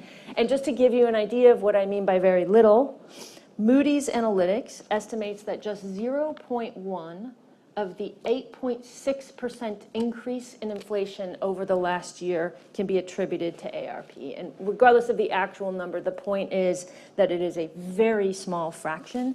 And one of the most straightforward ways to show that the ARP is not a major contributor to recent inflation is to note that, as Jean talked about, high inflation is a global phenomenon among countries that did and did not do big relief and recovery packages. So for example, core inflation rates in the US over the last year are 3.8 percentage points higher than they were pre-recession. So that's the acceleration.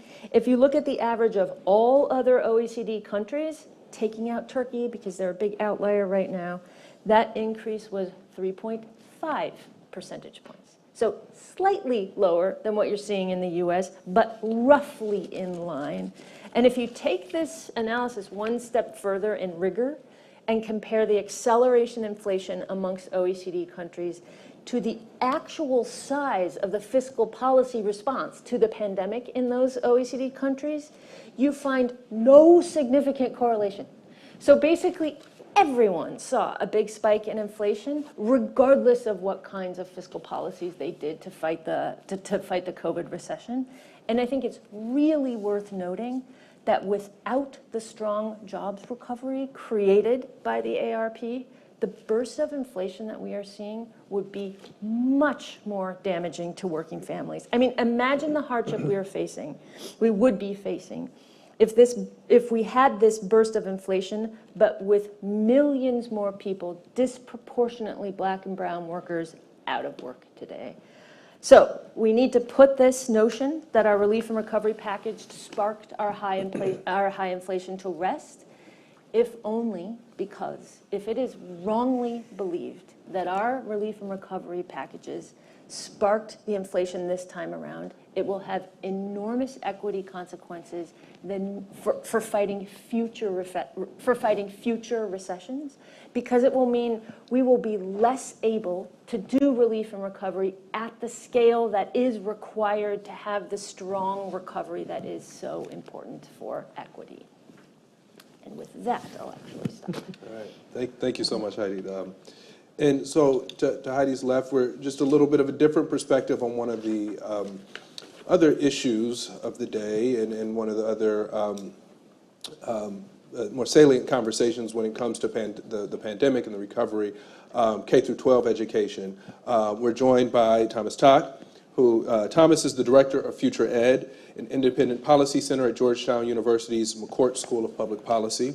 He is a former senior partner at the Carnegie Foundation for the Advancement of Teaching and the founder and former co-director of the think tank Education Sector. Tock was a guest scholar at the Brookings Institution and is taught at the Harvard Graduate School of Education and helped launch Education Week and served as the publication's co-managing editor. He was a writer and editor at U.S. News and World Report and has contributed to The Atlantic, New York Times, Washington Post, and many other major publications. He's the author of 2 books on American education, In the Name of Excellence, published by Oxford University Press, and High Schools on a Human Skill, published by Beacon Press. So, thank you for joining us, Thomas. So, you know, as I was mentioning, alongside the public health response and alongside the discussions of the economy and inflation, K through 12 education has been one of the predominant concerns nationally during the pandemic, particularly for parents who are worried about their kids falling behind and the mental health toll the pandemic has taken on young students. This is on top of an already deeply inequitable education system. Your team in particular has been very invested in trying to understand what's happening across the country, and in particular how relief funds, including American Rescue Plan's ESSER funding, is being used. So can you just tell us a little bit more about what you're seeing and how that's varying or not across regions and across different districts? Sure, thanks, Clarence, and hello, everybody. It's a pleasure to be here. A little context may be helpful. K-12 education is a $700 billion a year enterprise, as is higher education. Actually, they're roughly similar. But most of the money in K-12 education is operating revenue. It's the money that's needed to keep the schools going every year. There's very little funding that can be applied to big new initiatives, including responses to unprecedented pandemics. So the $122 billion for elementary and secondary education in the American Rescue Plan, and $190 billion for K-12 recovery across the 3 tranches of federal COVID relief is both unprecedented for sure, but it's also very important and very necessary infusion of outside new monies. And therefore, the question becomes, and this is what we've asked at Future Ed, is are local school systems and charter networks, that is the public education sector in K-12, using money wisely and equitably? Are they prioritizing investments that are likely to make the most difference for students, especially students with the highest needs, those living in poverty, those with disabilities, or with language barriers, who tended, as Clarence suggested, to remain in remote learning longer and were thus more likely to lose ground academically and more likely to suffer dislocation, isolation, and trauma during the pandemic. And the good news is that, at least at this stage, the answer seems to be yes, that the money is being well spent and on things that are most likely to help students, especially the students that need it most. And that's based on an analysis, as Clarence alluded to, that my team has done on ARP spending in 5,000 local school districts and charter organizations, educating 74% of the public school population across the country, work done by my colleagues Phyllis Jordan and Bella DeMarco. On the equity side of the equation, the fact that the funds are being distributed through the federal Title I formula means that schools with the highest concentrations of poverty are receiving the most money. That's a good thing. We found, for example, that the 10% of districts with the most children living in poverty will spend an average of $5,700 per student in ARP aid, like nearly 10 times more than the amount of per pupil spending in the most affluent 10% of school districts. That's getting their money where it's needed. And we found, Clarence, that local education agencies have, by and large, earmarked the majority of their funds for things that are likely to help students recover from the pandemic, including 27% of all their monies, ARP monies, which is about $30 billion, on teachers and other staff to respond to shortages and to bring in new resources to help students catch up, and 25% or $28 billion on summer school tutoring and other academic recovery work.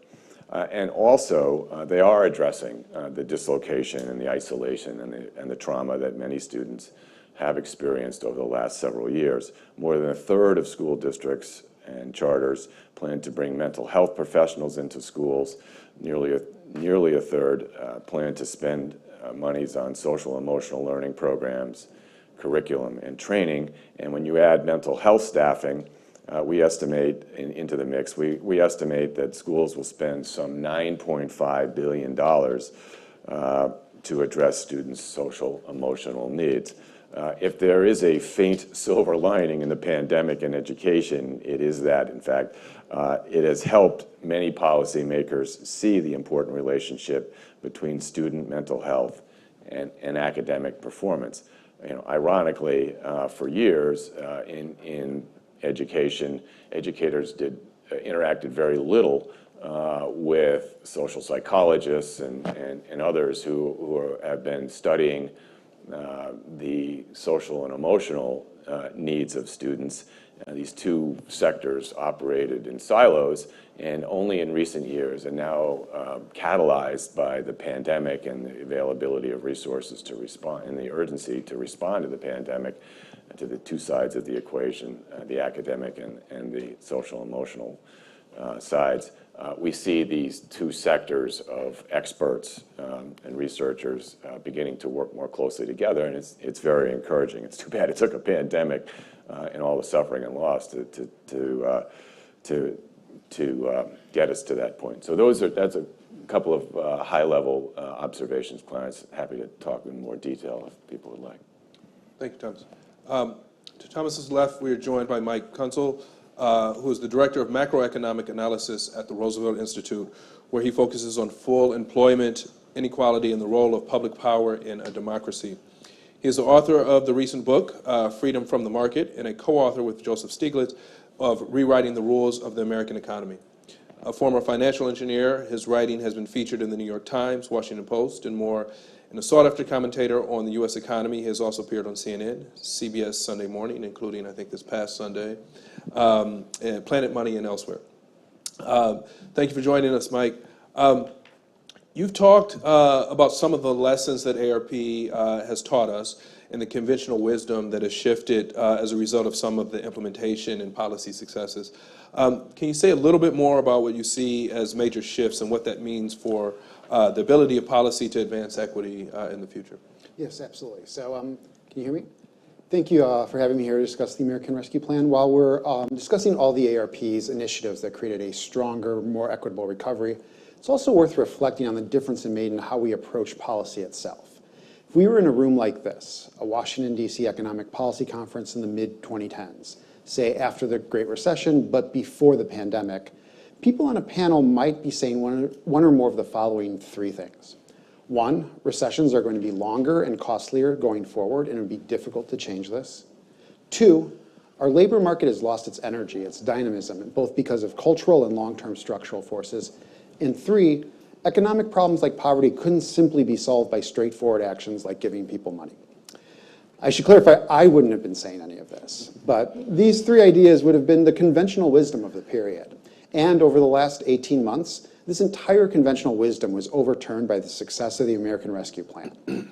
All of these deeply inequitable things that people thought were deeply entrenched features of our economy were simply disproven by doing policy better and with equity as a focus. It's all a remarkable achievement, and it's worth going into detail. The first idea is that the ARP disproved that recessions we face would be longer and more difficult to solve. The reasons why varied, whether it was the aging of the population, inequality and concentration, or global savings. There were forces creating secular stagnation, driving down interest rates and making recessions worse and self-sustaining, which would prevent us from being able to achieve full employment. Yet this recovery has shown us that we are more than capable of fighting recessions. Gross domestic product has nearly returned to its pre-crisis trend. Another similar measure, gross domestic income, has actually surpassed it. This is really remarkable. This never happened in the Great Recession at all, even out here in 2019, 2020. That recovery was just as much driven by the lowering of our potential than any actual recovery to trend. But it's not just statistics, though, and you see this difference everywhere. For people who lived through the Great Recession, during the Great Recession, we were filled with stories about fast food restaurants requiring non-compete agreements for entry-level staff. Now we see stories about hiring bonuses. Instead of lamenting how difficult it is to graduate into a recession, we now see young people with more job opportunities than they've had in generations. The second idea was that the American economy simply couldn't sustain a dynamic labor market anymore. It's a very specific phrase. It's funny if you follow this now, where commentary is fretting about high levels of quits and people quitting their jobs. But a central problem of the previous decade was whether or not it was even possible to get people to quit and switch jobs. In case you think I'm making this up, a 2013 Wall Street Journal article, Risk-Averse Culture Infects U.S. Workers and Entrepreneurs, was correctly worried that, quote, Americans start fewer businesses and are less inclined to change jobs or move for new opportunities, end quote. But said that this was due to broader, more permanent shifts in markets and culture that would be difficult to overcome. This continued for many years later. Later on in 2016, there's an article from the New York Times, fewer Americans strike out for new jobs, crimping the recovery, that said, correctly, quote, economists have become increasingly worried that a slide in job turnover and relocation rates is undermining the economy's dynamism, dampening productivity and wages while making it more difficult for sidelined workers to find their way back into the labor force, end quote. This has real impact, especially on equity. Most wage increases come from job switching, and job switching opens up ladders for those kept at the margins of the labor market by unemployment. And those metrics, which were already low in the 21st century, collapsed in the Great Recession. Well, the success of the American Rescue Plan shows that you can, in fact, solve this problem. Job-to-job transitions are at all-time highs, a great upgrade for workers and their skills. New business formations are happening at a remarkable clip, and workers are getting better bargaining power. 2021 saw a record number of new business starts, and studies have found that these businesses were disproportionately started by Black, Hispanic, and Asian entrepreneurs. Last, during the 2010s, even as the social and medical sciences documented the long-term, deep inequitable costs of childhood poverty, there is still a hesitation, a fundamental caution in the political conversation around this deep social ill. There existed a hesitation just to address the problem by simply giving people money or otherwise directly tackling social ills. Though the long-term status of income support to families with children is in question, an important barrier has been breached, and the conversation will advance from that new starting place. It is clear that giving people direct support works. Advanced, fully refundable child tax credit payments raised 2 million Black and Latino children out of poverty in 2021, leading to the lowest child poverty rate on record. This new precedence that the ARP established will in turn create new ideas. After a decade of expanding demand-side policies, we're now already seeing a new emphasis on production and expanding out the supply side of our economy, one that addresses the challenges we faced during the reopenings of the past year. But it's worth remembering the economic narrative we came from. Hidden in that old conventional wisdom was a deep inequity, the assumption that Black unemployment could never get below 8%, that those at the margins of the labor force wouldn't be able to find work, and that we couldn't directly solve the problems that have always been with us, like the poverty created by a market economy. We also see how, even for the deeper and more entrenched inequities we still face, good policy can begin to make a difference. It's worth building on this. Thank you, Mike. And lastly, but certainly not least, we are joined at the end by Prentice Haney, who is the co-executive director of the Ohio Organizing Collaborative. He is a veteran community organizer and strategist whose work has been featured in several major media outlets. In 2019, Prentice stepped into leadership at the OOC after previously serving as the executive director of the Ohio Student Association. Prentice has trained hundreds of leaders in grassroots organizing, leading racial justice, criminal justice, and higher education campaigns across the state. In 2017, he co-founded the Midwest Culture Lab as an urgent political intervention needed to center and support young artists of color as trusted communicators, organizers, and cultural strategists with the intent of increasing youth civic participation during elections. He is a 2018 graduate of the Rockwood Leadership Institute and 2019 Transforming Justice Fellow with the Ohio Transformation Fund. Prentice earned his BA in Urban Affairs at Wright State University, and he currently lives in Cincinnati, Ohio. Thank you. Thank you for joining us, Prentice. Wanted to save you for last. We've been at the 30, 40,000 foot level, and but you've been, in Ohio from the beginning of, even before the pandemic, organizing, working with folks on the ground to both identify community needs and then connect resources with those needs.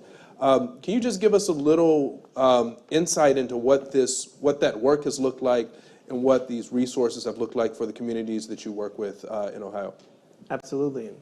I was sitting here as I was hearing all the statistics and the impact of the programs. There was some names of some women that came to mind behind those policies and those statistics who actually have lived this impact. Our organization, we organize, we're the largest community organizing organization in the state of Ohio, organizing students and young people, formerly incarcerated folks, people of faith, and women of color who are workers in the child care industry. And I was sitting here thinking about a conversation I had with a provider just months ago before some of the programs were implemented. And she had to sit down with one of her teachers, her early learning teachers, who was having a conversation with her about a 2-week notice. And the 2-week notice wasn't because she was unhappy with her workplace or she didn't care about supporting and raising children.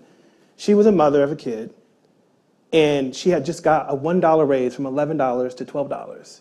And the decision she was trying to make is that, am I going to be able to afford childcare and housing with this $1 raise because I'm receiving less benefits because I don't make enough money?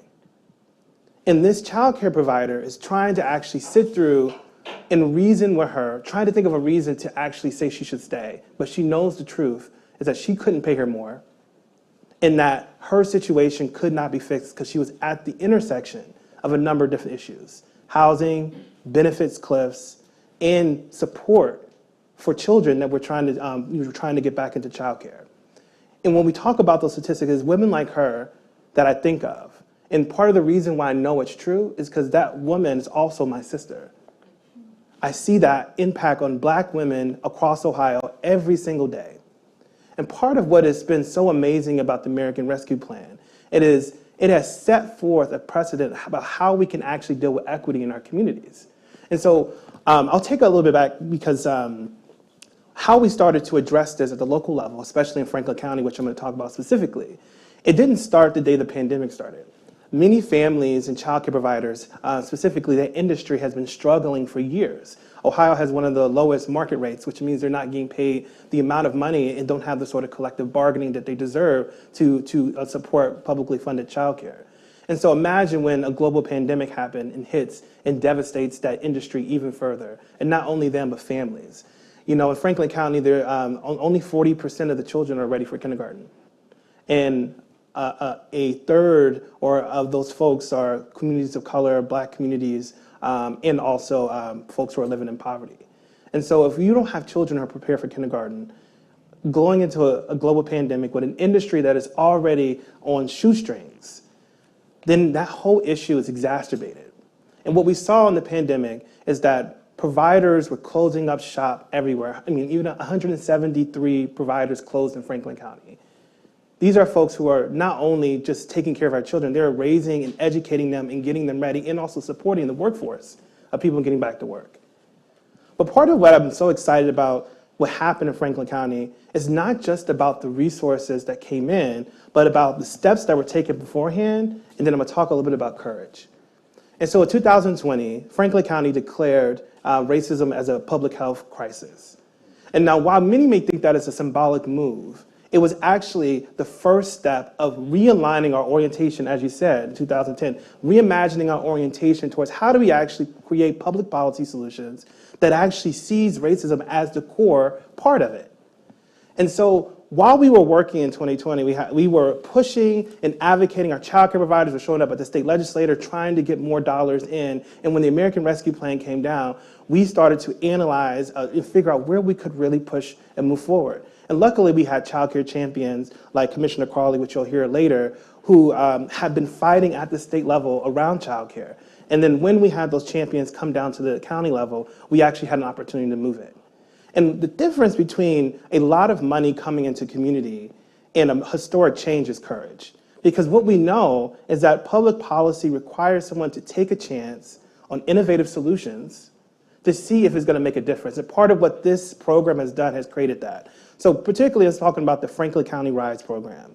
And so while we've been fighting for years for childcare, the historic investment of $26 million that came into became available because of the American Rescue Plan money for local localities, not only addressed the issue of the childcare industry, but a holistic approach to how we actually address equity in a county like Franklin County. So remember that teacher I talked about who was struggling with housing and not having the benefits or the wages. This program, Franklin County RISE, addressed all three.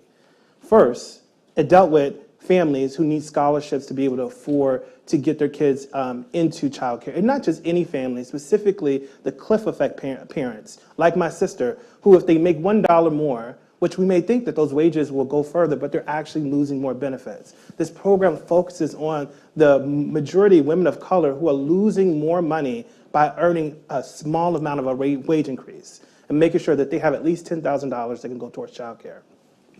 The second piece is supporting the actual workforce of providers. Providers through incentive rewards that allow them to do capital improvements and program improvements to their child care centers to make sure that they can not only earn more money through this program, but also have quality services for the child care providers. And the third piece I think is the most innovative piece of part of it was that knowing that while wages is a thing that we're going to have to wrestle with and fix, that's a state issue and that we need to really work on, that people still need relief right now. And so women like the women who had to figure out how to keep housing, this program had a third component which had emergency rental assistance for early learning teachers.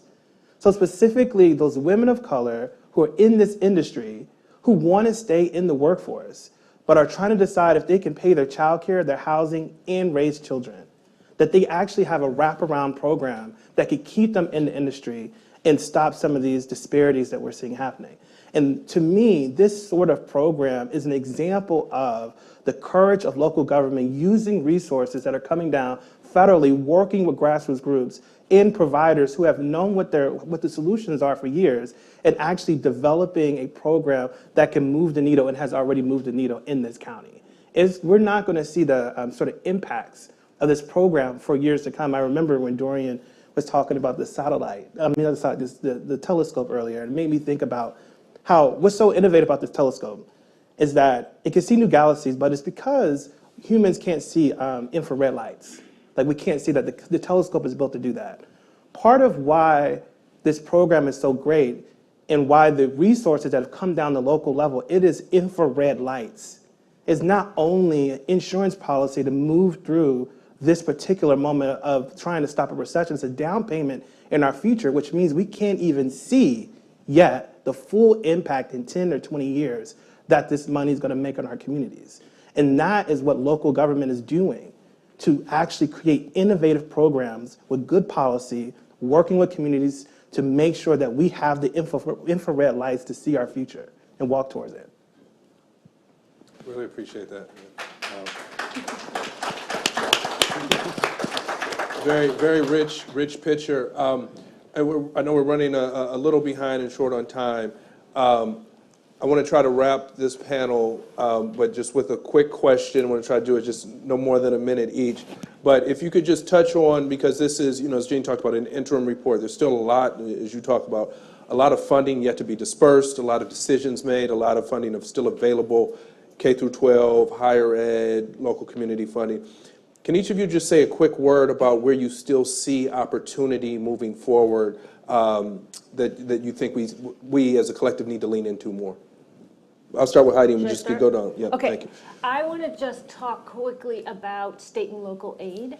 The lack of state and local aid in the aftermath of the Great Recession was one of the things that delayed, like the austerity that state and local governments had to implement because they saw reduced revenues and they didn't get enough federal aid, delayed the recovery from the Great Recession by around 4 years. It was huge. So it was incredibly important that we got state and local aid into the ARP, which happened. There was $350 billion of state and local relief funds in the ARP.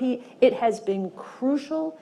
It has spurred some hiring, but one issue is that hiring in state and local governments is still really lagging. So, for example, in the private sector, the jobs lost in the COVID recession have been fully regained. In the state and local governments, they've regained just over 50%. There's still 660,000 jobs down, with around half of that, a little less than half of that, in education. So it's a real issue. Hundreds of thousands are out of work. Crucial services are weakened. And one thing about filling these jobs is a question of job quality. Inadequate pay is a long-standing issue for teachers, for support staff in education, for many other occupations in state and local governments. So it's absolutely crucial that state and local governments are able to raise pay so they can attract and retain the workers that they need. One good thing is that a big chunk of the ARP funds that went to state and local governments have not yet been appropriated. So they still have the ability to use this money to raise pay and hire workers, and it is absolutely essential that they do exactly that. Thank you, Heidi. Thomas? Sure. Thanks. So I'd say that the greater the local investment of ARP money in high-quality curriculum materials, instructional strategies, and teacher training, importantly, tied to rigorous state academic standards, the better. A major driver of inequity in public education is the fact that millions of students, particularly Black and Latino children and those from low-income families, are taught to low standards. It's a lack of rigor that is a tremendous barrier to economic mobility and social justice. I'll give you one data point. A 2020 pre-pandemic study found that only 16% of the English language arts teaching materials in the public school system nationally and 26% of math materials are aligned to state standards, meaningful state standards. We just need to raise the bar and then help people get over it. But if we don't raise the bar, if we don't teach our traditionally underserved student populations to higher standards, they will not be able to have the opportunities we want them to have. Thank you, Thomas. Mike?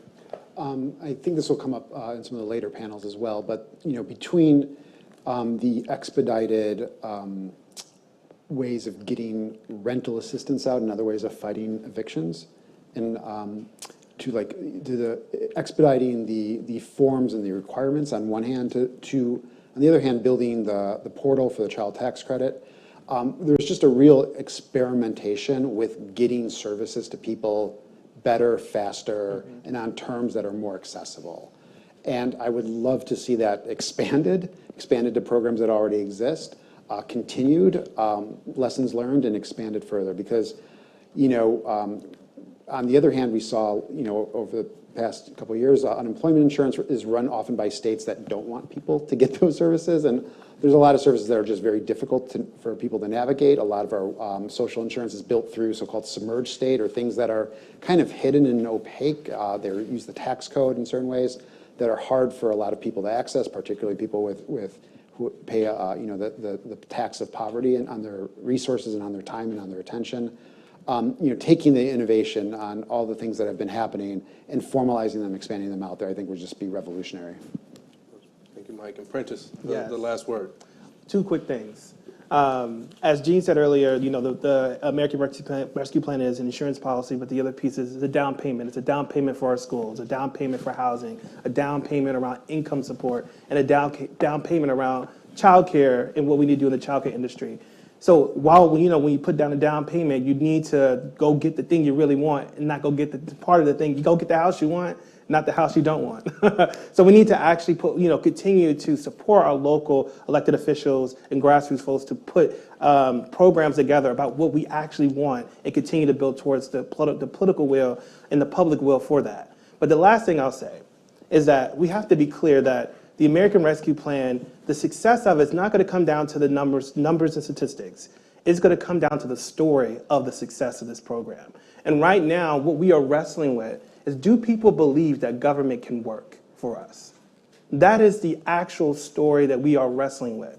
And what we have to contest with, while there is a larger narrative around the global economy, is that government can work for us. That means that we have to get down into the trenches, into the grassroots, tell the stories of the humans whose lives have been transformed because of these investments. And if we cannot tell that story, then Americans will not know that that government can work for us. And that is actually not only bad for policy, that's bad for our democracy. So we have to take up that role and make sure that we are pushing the stories around the success of these programs and make sure we're getting the right people telling the stories to the communities.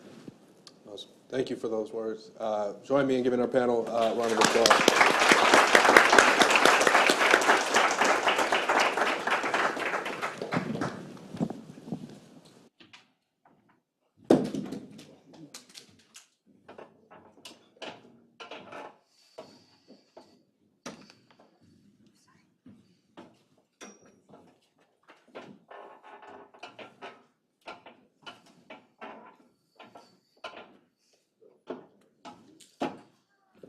Thank you, everybody. I want to just note a real word of appreciation to the Biden-Harris administration for all of the officials that are joining us here today and the people who've working on it. I think it's a really powerful signal of how important to them and to the broader community is the lessons learned, the telling the tales of how we can make a difference on advancing equity and using this moment as a great teachable moment. I have the great honor and privilege of introducing Treasury Deputy Secretary Wally Adeyemo. Deputy Secretary Adeyemo never ceases to impress me. His story is a powerful one. He is a child of immigrants, and actually I think you came here as a small child to this country, managed to make his way through Berkeley, Yale Law. He's worked at Brookings on presidential campaigns and then joined Treasury Department as Deputy Executive Secretary for then Secretary Tim Geithner. where he was soon tasked with standing up a new federal agency, the CFPB, and then served as its first chief of staff. He then got drawn back to Treasury, where they became deputy chief of staff and helped broker key provisions of trade agreements, then asked to be the president's chief international economic advisor and ultimately deputy at the National Security Council, all in the last administration, went off to the private sector, became president of the Obama Foundation, and now he's part of a truly path-breaking duo at the Treasury Department with Secretary Yellen, spearheading Treasury's efforts to implement the American Rescue Plan and make lasting generational investments in advancing equity and strengthening vulnerable communities, and keeping that focus, all while also trying to stabilize the global financial system with still recovering from a pandemic and now a incredibly destabilizing and terrifying war in Ukraine. So the fact that you're here, Wally, is deeply appreciated, and this stays a focus. We understand at what cost. Please join me in welcoming the Deputy Secretary.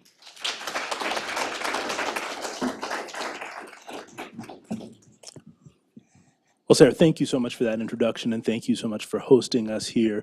It is great to be here with you today to talk about a subject that is critically important, not only now, but is going to constantly be important for us as a country. And I want to thank the people who are in the room and the people who are joining us virtually, because ultimately what we know is that in order for us to do the work of equity, it requires us to work closely with the people who are doing the work at the last mile. And traditionally, I would say that this is not something that the Treasury Department has been at the forefront of doing, given the types of programs we've historically been asked to implement. But for Secretary Yellen and myself, it's been critical to make sure that we engage with both community groups, experts, and those people who are doing this work in a different way as we execute it against the American Rescue Plan. It isn't hard for those of us who are in the room today to remember what the world looked like before the Biden-Harris administration started. At that point, more than 10 million Americans had lost their jobs. Most Americans hadn't been vaccinated.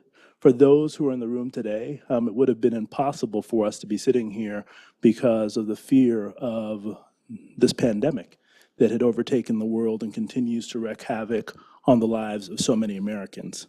But what we also know is that the effect of the pandemic was not equitably distributed. It was, like so many other things, something that further promoted the inequality that we had been dealing with in this country for all too long. And the thing the president realized, and those of us in the Biden administration realized, was that unless we took active measures to address the pandemic and to do it in an equitable way, we would actually be reinforcing the inequity that we inherited in the Biden administration and potentially even furthering that inequity in terms of the lives lost and the economic hardship that people faced. And it's with this in mind that the president proposed the American Rescue Plan, a historic set of proposals that not only were meant to restore the growth of the American economy, provide resources to make sure that anyone who wanted to could be vaccinated, but also a plan that was focused on putting equity at the forefront of the agenda.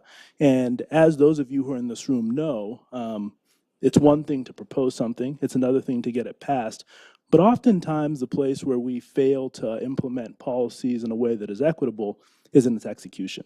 And the Secretary Yellen was very focused on the idea when she got to Treasury that we need to set up an office that was focused on making sure that the more than $1 trillion in American Rescue Plan funding that flowed through the Treasury Department was distributed in a way that was equitable, that was mindful of the advice we received from those people who are working at the last mile, and that was done in a way that allowed us to hold ourselves accountable for the goals and responsibilities the president put in front of us.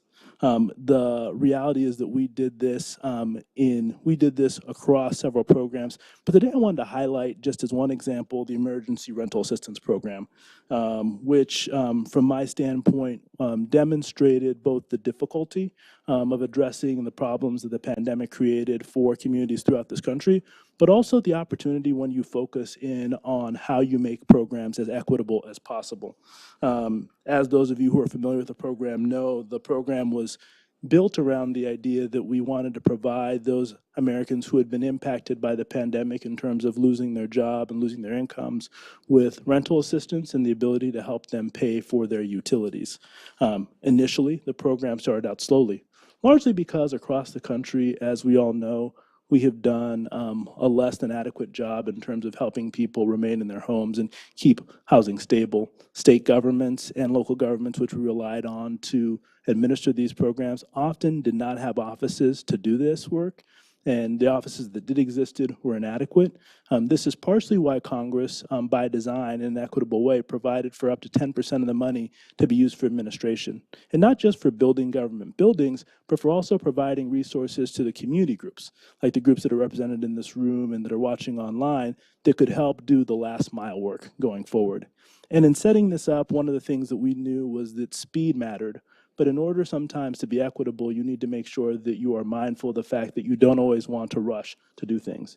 And a big part of this for us was making sure that as we produce the guidance for state and local governments in terms of how to administer this program, we heard directly from groups in the community.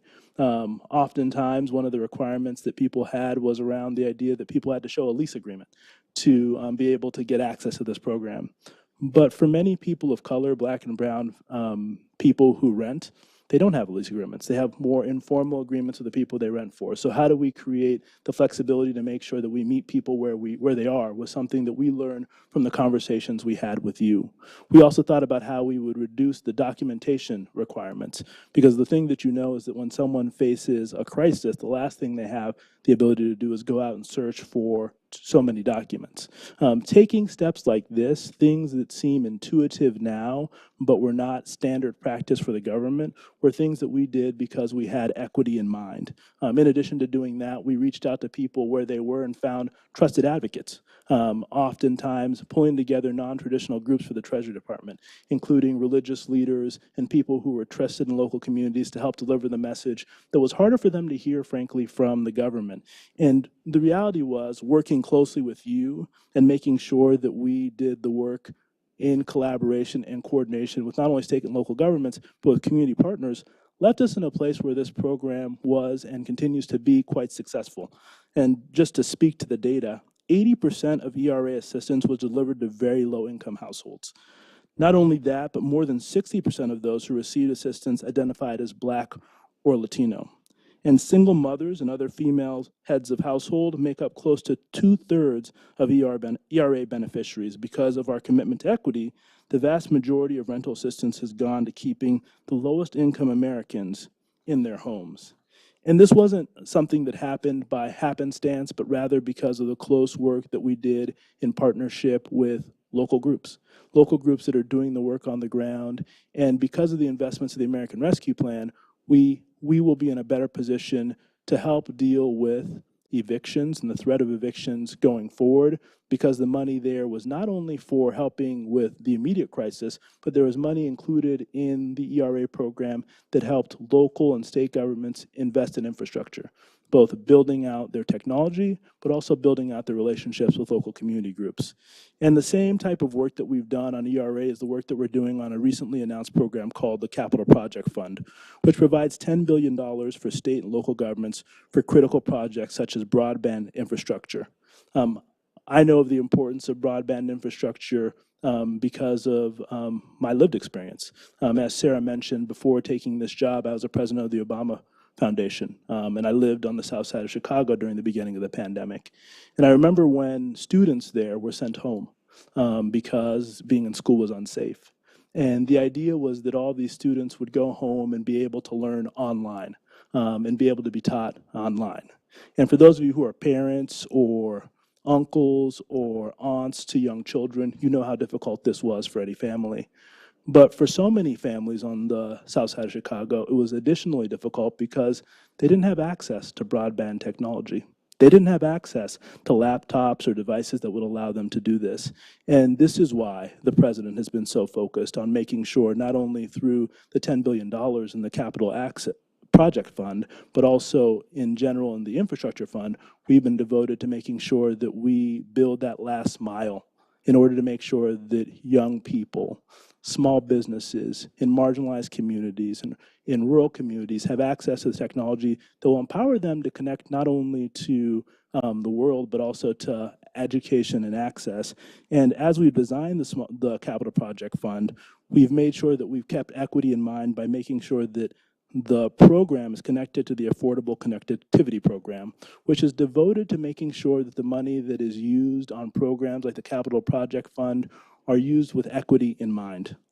And as we think about the challenges that we're going to face going forward, as the economy continues to recover from COVID, we're also focused on the idea that today we face an affordable housing crisis in this country. An affordable housing crisis that was long in development, well before COVID, and we're calling on state and local governments to use the state and local money that we have provided to build additional affordable housing, to use that money flexibly to ensure that we're providing the type of affordable housing that will help people gain access to the housing they need going forward to be able to raise their families and get access to opportunity. And as I close, I want to also mention that one of the places we're also focused is on the Homeowner Assistance Fund.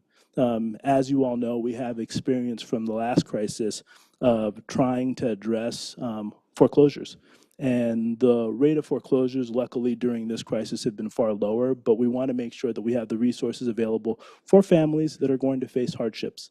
And the Homeowners Assistance Fund provides just that.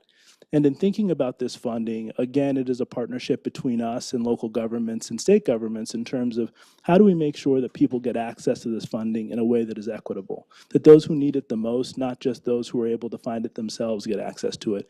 And the truth is that the way that we do this is by working closely with community groups who can advocate for those communities, but work closely with state and local governments to make sure that by design, these programs are designed with equity in mind.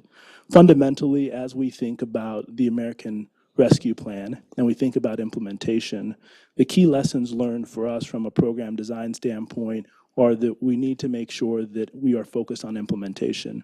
And implementation is not something that we can do alone in the federal government, but it's something we have to do in partnership, not just with state and local governments, but with community groups, the people who are working at the last mile. So we're excited about this convening. We think that it's an important conversation for us to have, but I think it's also important for us to acknowledge that while because of the American Rescue Plan, the economy is in a better place today than it was before the American Rescue Plan, there's a great deal more for us to do.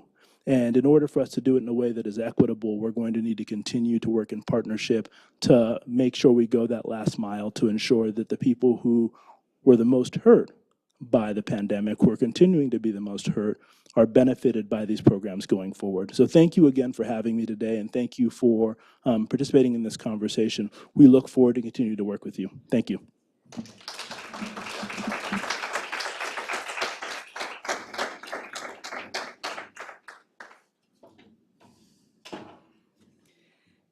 Thank you so much, Deputy Secretary. You know, I think it's clear that what we're hearing is that advancing equity is both a set of values, but it also requires a set of practices, and it requires resources, and finally, it requires attention to outcomes. And that's really ultimately what this work is about. It's now my great pleasure to introduce our next speaker, Chiquita Brooks-LaSure, who is the administrator for the Center for Medicare and Medicaid Services, where she oversees programs including Medicare, Medicaid, the Children's Health Insurance Program, CHIP, and the healthcare.gov insurance marketplace. She has decades of experience in the federal government, on Capitol Hill, and also in the private sector.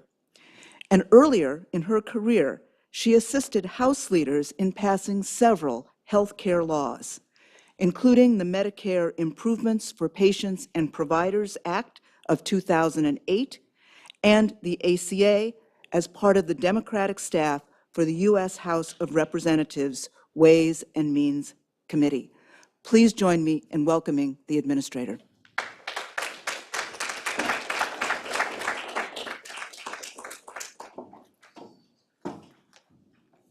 Hello, everyone, and thank you so much, Kimber Leary, for that kind introduction.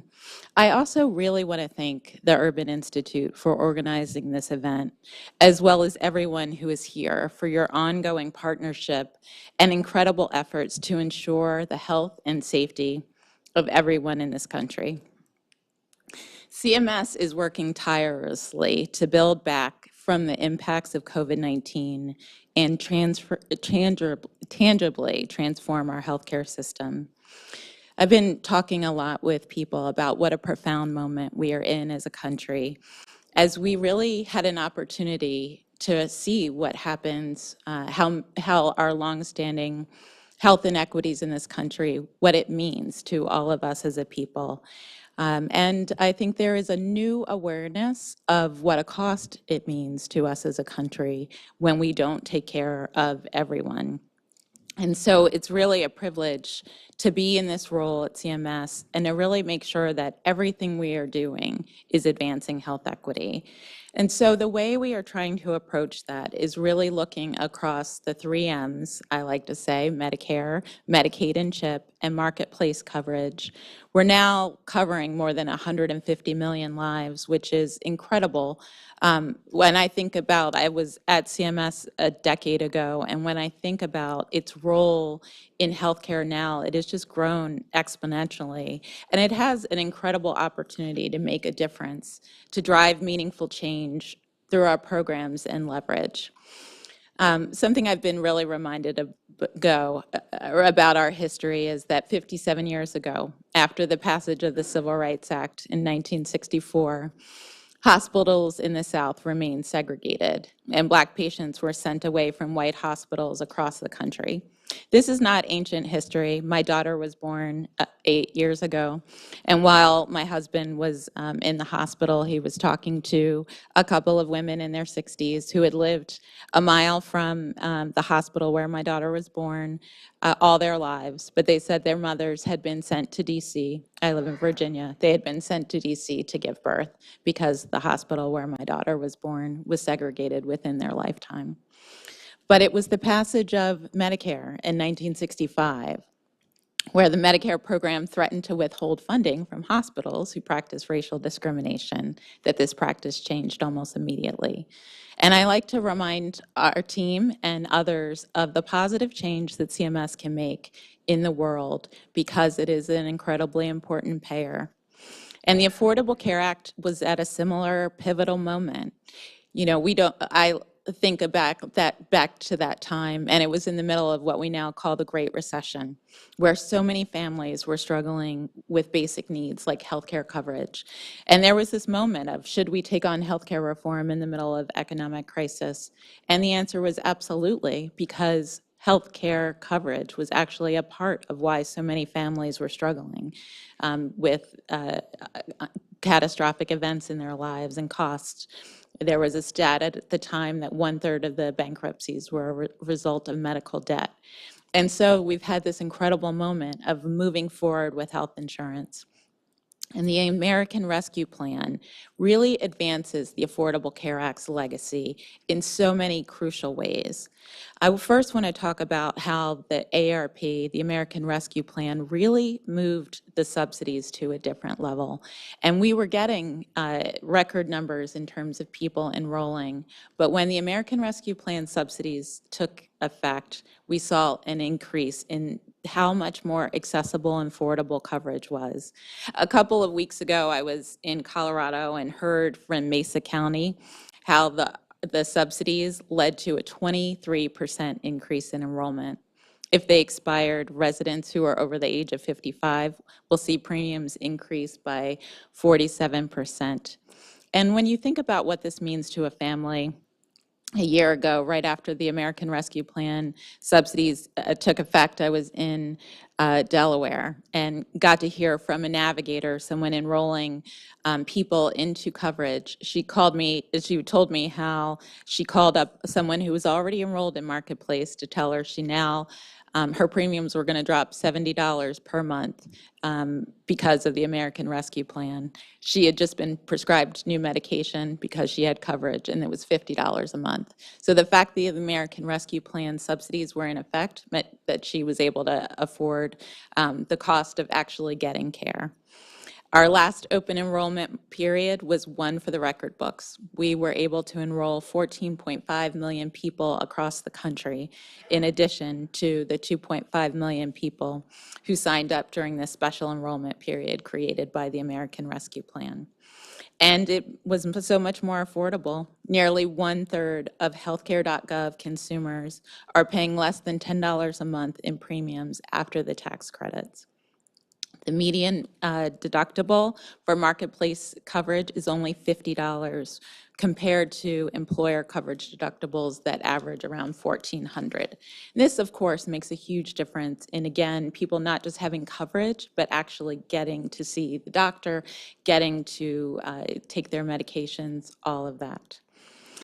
But the American Rescue Plan didn't just make healthcare coverage more affordable. It helped us and many of you, our partners, target and reach historically uninsured or underinsured communities.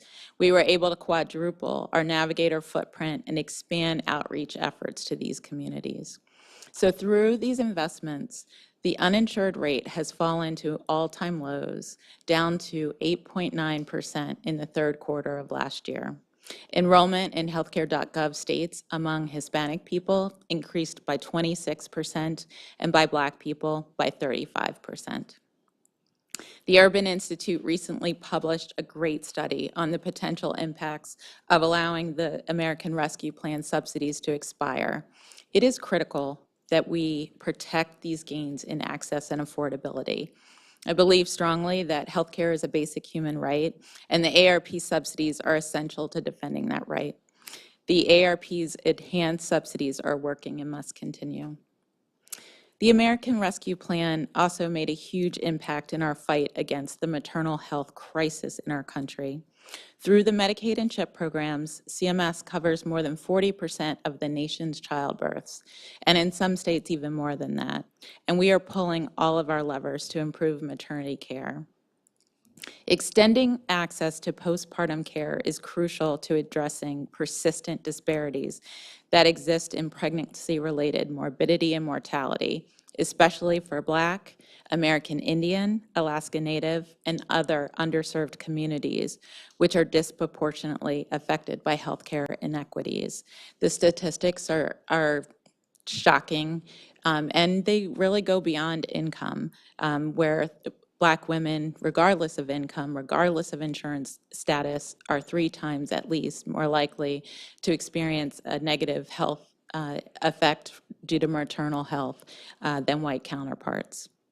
The ARP gives all states an easier pathway to extend postpartum health care coverage to 12 months after pregnancy. In partnership with CMS, 15 states and the District of Columbia has expanded coverage, extending postpartum coverage for that critical first year.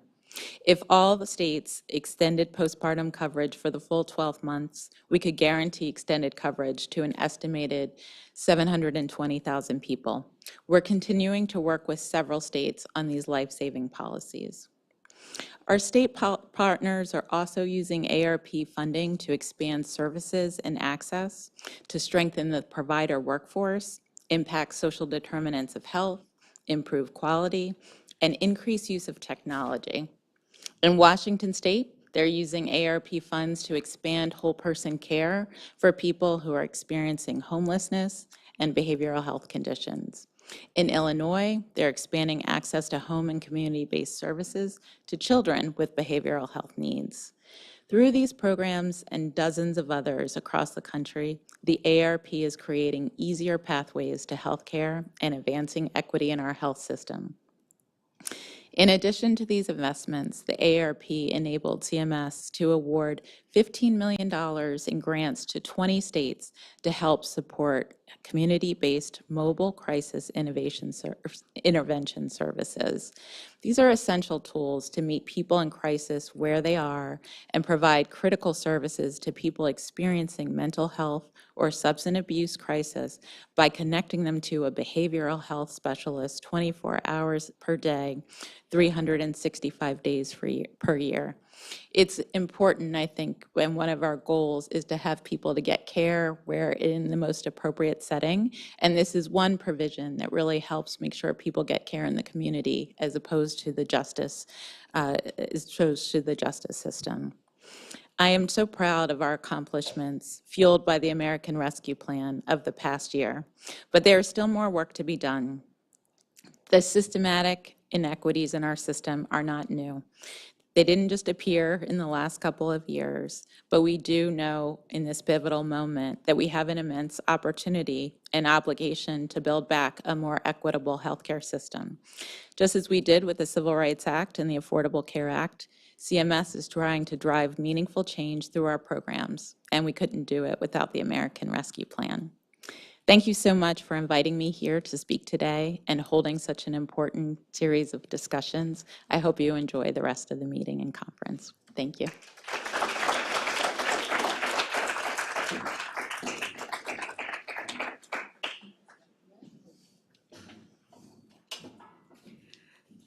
Thank you so much, Administrator. We have seen such a powerful vision for what government can do in partnership with communities.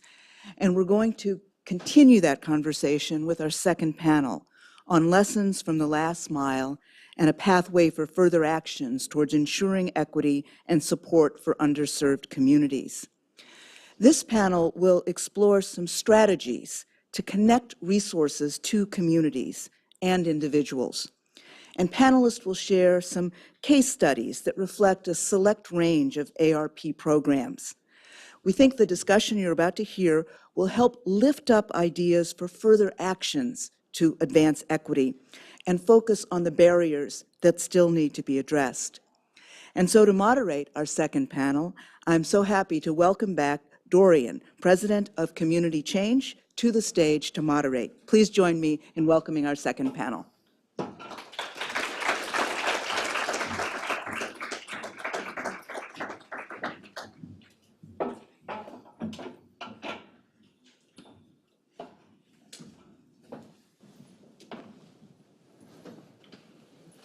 Okay, hello everyone. You're still here. Excellent. So we have an astounding, superb panel to talk about lessons from the last mile and a pathway for further action towards ensuring equity and support for underserved communities. So I'm just going to quickly introduce each of our panel and jump right in because we're a little behind time, so I think we're going to make up some time here. Commissioner Erica Crawley is a member of the Board of Commissioners, Franklin County, Ohio. You heard from Princess Haney earlier, who mentioned some of her spectacular work. She previously served as a member of the Ohio House of Representatives. She is a mother, an advocate, and a veteran, in addition to all those things. So welcome, Commissioner Crawley. Clarissa Douthert is Executive Director of Parent Voices Oakland and East Bay Chapter of Parent Voices California and a partner organization of Community Change. And Clarissa has been an incredible advocate and organizer for mothers like herself who are caught in the crosshairs of ineffective public policy. And you're going to hear a lot from her on how she has been organizing to redesign public policies, particularly for women and women of color. Next is Reverend Dr. Starsky Wilson, who is President and CEO of the Children's Defense Fund and CDF Action Council. And Reverend Starsky Wilson comes from the world of faith-based philanthropy. He now leads CDF, where he and his colleagues work to build a nation where marginalized children flourish, where leaders prioritize their well-being, and communities wield the power to ensure that all of our children thrive. And last but not least, we're going to hear from Lenore Thomas, who's Deputy Director for the Healthcare Division of the Service Employees International Union, or SEIU. She currently leads SEIU's long-term care campaign to win life-changing investments in care jobs and the ability for all home care providers to join a union.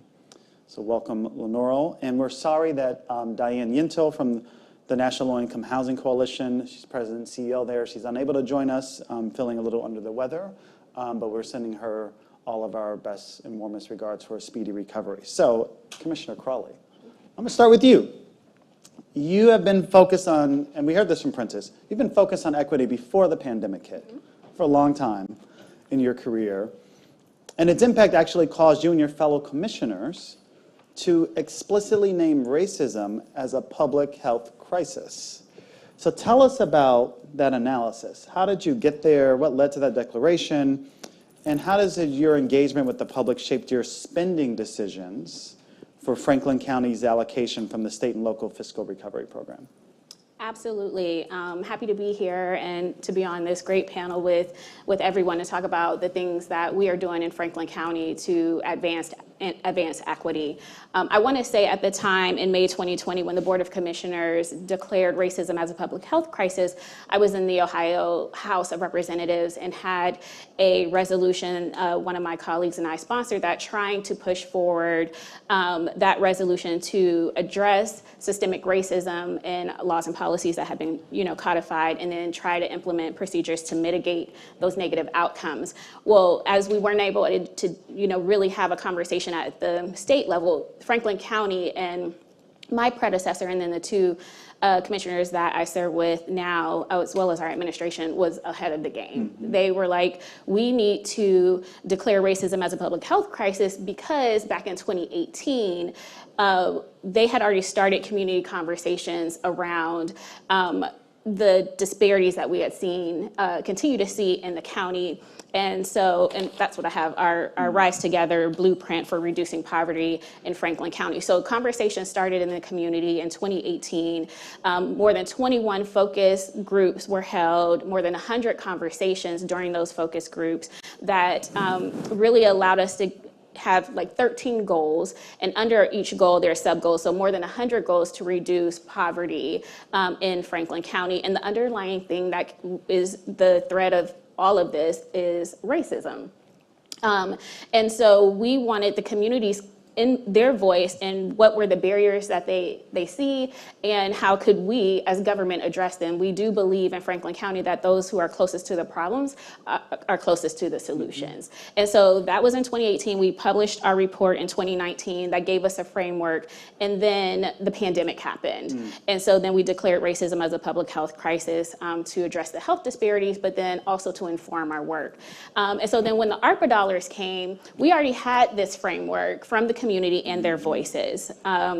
So we didn't have to use a matrix like other counties use in the state or across the country and how they're going to allocate ARPA dollars. We're like, okay, we know where the focus needs to be, where the dollars needs to go. But we still held a community conversation so people could really voice their thoughts on how we should spend the ARPA dollars based on the information that they had given us before. And so we had community members come and talk to us, stakeholder groups. We also launched provided an email address where proposals could come, and that's what has informed our work. The main barriers that came out of the poverty blueprint and the conversations were jobs, housing barriers to that, childcare barriers to that.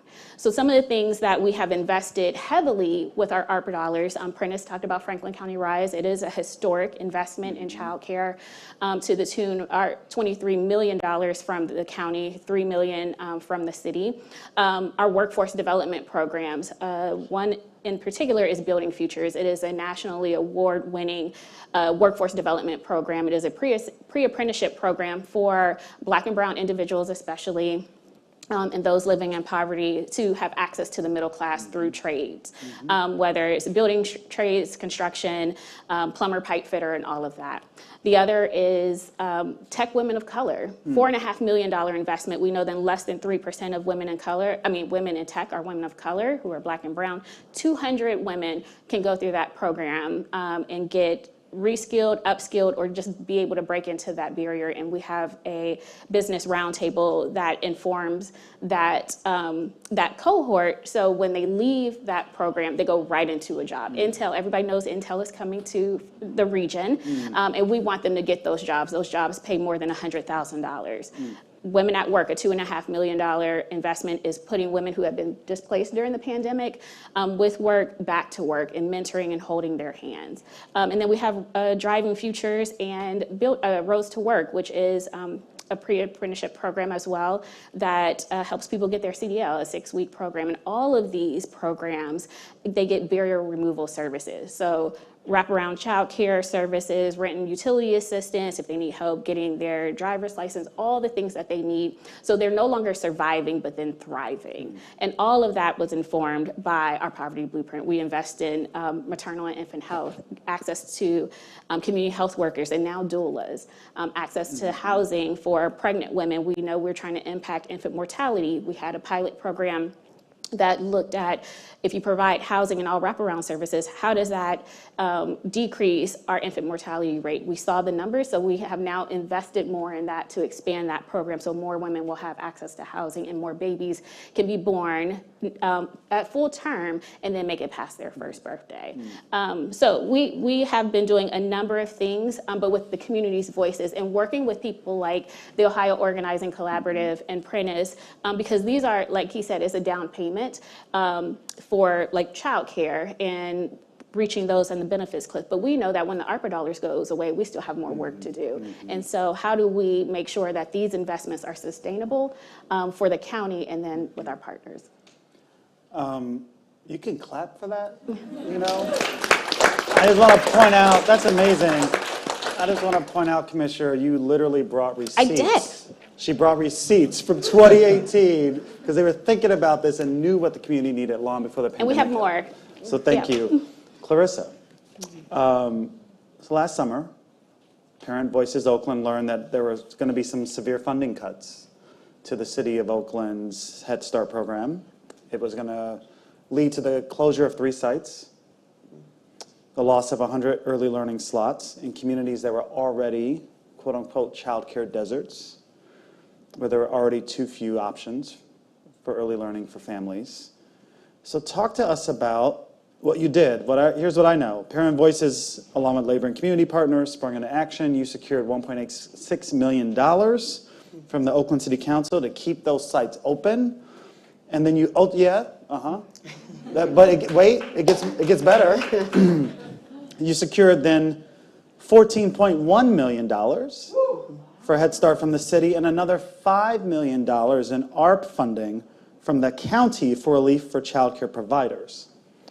So, while you were dealing with a different context than the one that the commissioner just described, talk to us about your work with directly impacted community members to raise the awareness around ARPA funding and dollars and how you advocated to really leverage those resources for your community.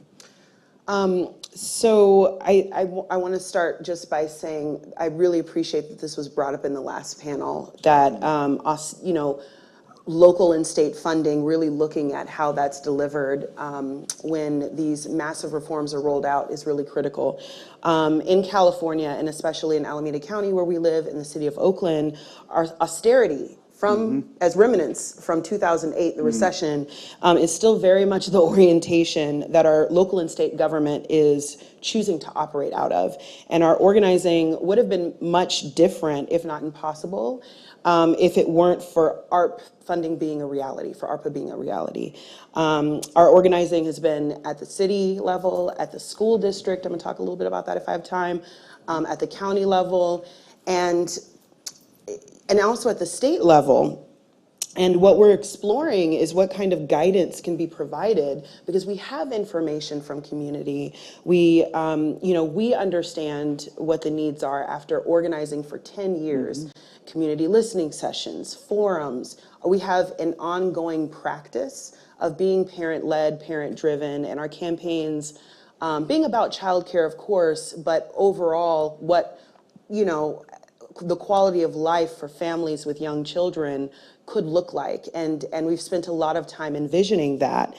And so having guidance that informs local implementation and, to be honest, provides political cover for us in a landscape that can be volatile at the local level with different governmental bodies would be really helpful, and I think is a call to action that I just wanted to immediately name right now, because we've done a lot of organizing, we've had a lot of wins, and I'll talk about that, and implementation and getting not just proximity because we're able to organize ourselves and be self-determined, but actually having power and informing policy in meaningful ways where we see transformation in the lives of people.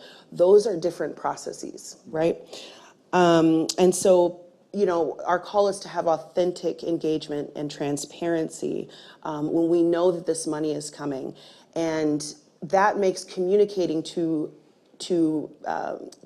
residents, to community, to our parents, to leaders, it makes it easier having a set of tools for people to understand what the guidance from the Department of Treasury is, for us to be able to respond when we get pushback from elected officials about what's possible and what isn't. And I also wanted to say that, you know, our stories, Prentice Haney had mentioned, you know, that we want people to believe that government can, you know, be of service to the people and be in our best interest. And these stories are so important. And that's one of our biggest tools in organizing. And we really need to be the heroes of our stories. And so how we won that $14.1 million in the city of Oakland was people believing that they could be the heroes of their own stories, right? That actually our agency, our organizing tactics could be effective. And in 2020, just to go back a little bit, in 2020, we had already won a countywide ballot initiative. It was our second time trying. We had a really heartbreaking win in 2018 where we lost by 1,500 votes in an electorate of 850,000 throughout our county. And we actually won in 2020. We found out that we won 7 days before the lockdown. We closed our campaign office. So we knew that this initiative was going to bring in $140 million annually. It's a $3 billion child care investment over 20 years. And so even with ARP funding, even with knowing that we were, now it ended up in court, but that's a different story. And by the way, we just found out last week that it got validated and it's coming out of court after 2 years of fighting. So, I mean, organizing is a long process. It is it's a marathon, it's not a sprint. And these are families who have waited for 4 years leading up to the 2020 campaign, waited an additional 2 years to implement Measure C in our county, and then had to contend with Head Start closures. Our school district decided to close 16 schools. They passed a resolution to close 16 schools, of which a quarter had child development centers attached and were majority Black schools in Black neighborhoods. And I think that's something folks know about in Washington, in DC. I will say that the community was torn apart, and we had to fight to preserve summer lunch programs in an environment in our state where we have a $100 billion surplus because there is so much money. There is so much wealth.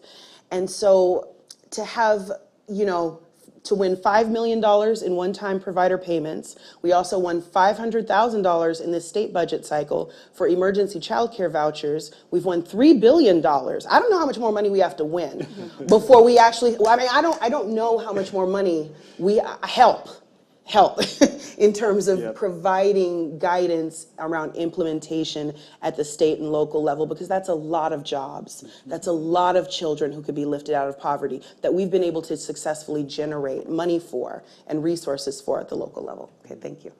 Thank you.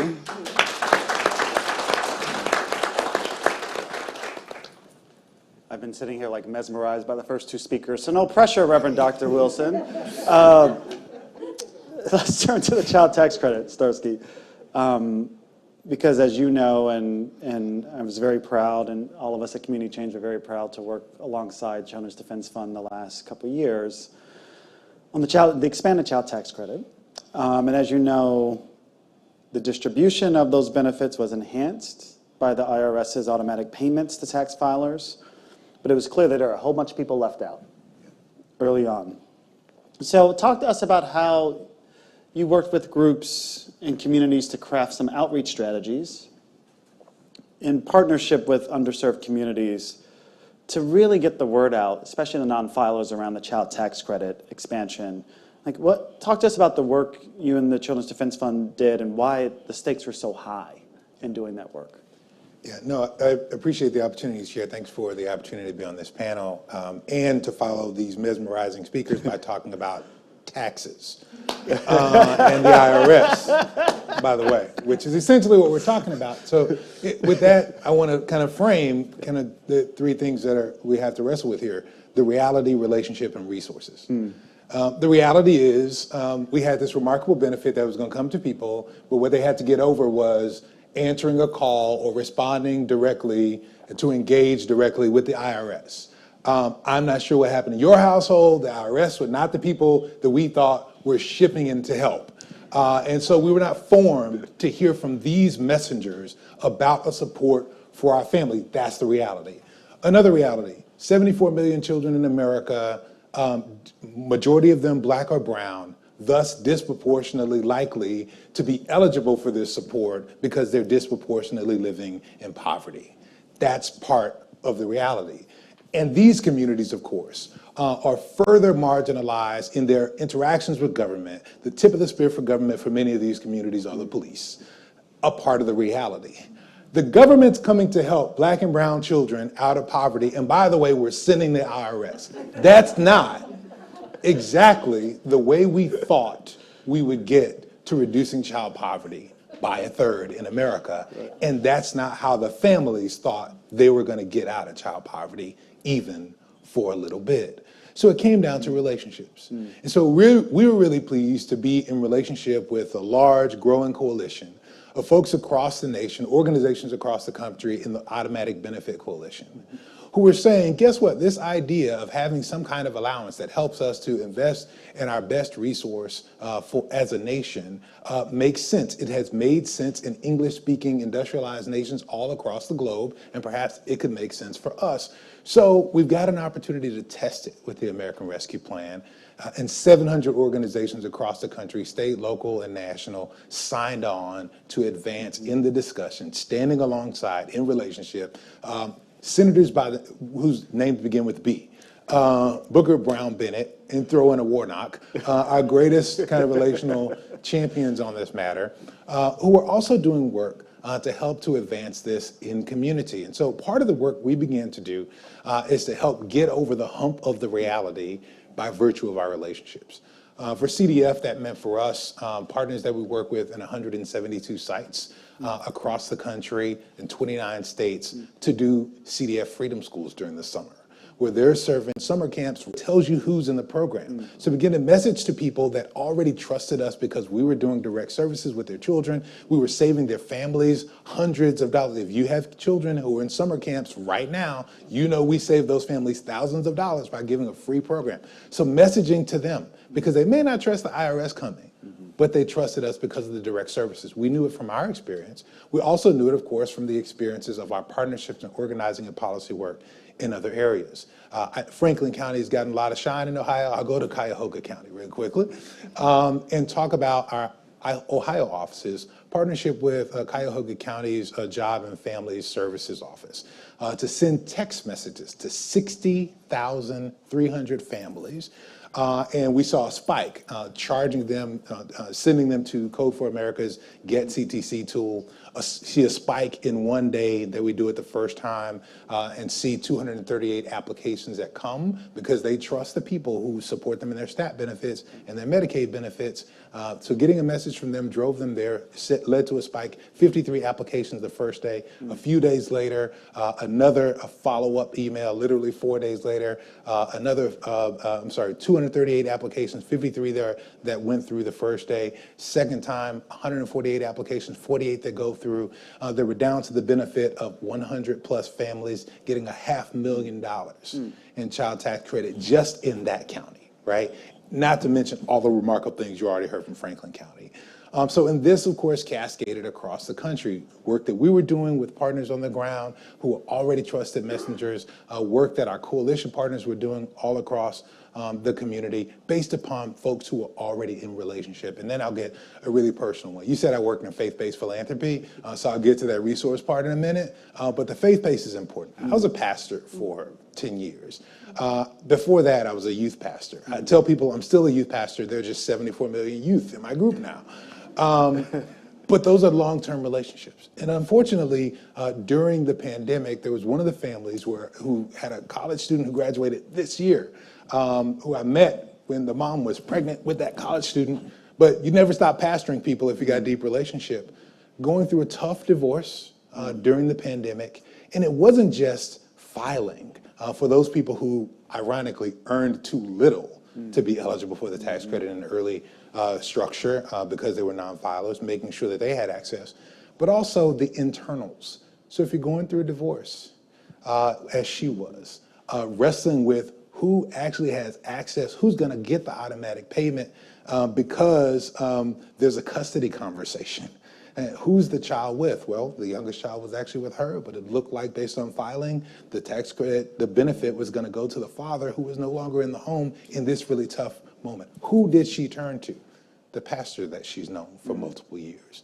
So there are these expert messengers providing direct services in community and through organizations, but there are also these trusted messengers, faith leaders who are in community and in relationship that have to help get over the challenge of the reality of the moment.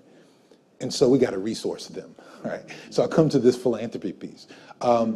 A lot of what's learned, and the work group has shared it in the report, is we have to fund these mechanisms and approaches for getting over the hump of suspicion or of challenge or of strained relationship with government that are a part of the reality that we deal with. And so what does it mean to fund from the beginning navigators, as we've heard today? What does it mean to fund coalitions like the Automatic Benefit Coalition, all these relative partners on the ground who know where and who to go to? What does it mean to fund technology to help people gain access, to give follow-up and uptake? Because even in the most challenged neighborhoods where we've not done a good job of expanding broadband and internet, where there may not be laptops, there are smartphones. And so having people to be able to do that and be responsive, as we heard earlier from Gene Sperling, be responsive to say, you know, you didn't make that website in a web-friendly way, in a mobile-friendly way, and so we need to make some tweaks. But this has to do with, from the beginning, making sure there are resources for these kinds of things. So the coalitions, the CBOs who are working and already have the trust of families to go into these settings, to work through the networks where they're already providing direct services, and to partner with local associations that are already providing SNAP and Medicaid benefits, that they actually have the resources, that they're not trying to do it on the back of a napkin, on a shoestring, and just on the strength of their relationships, but actually have funding as a lesson learned to make sure that we can get this done from the beginning.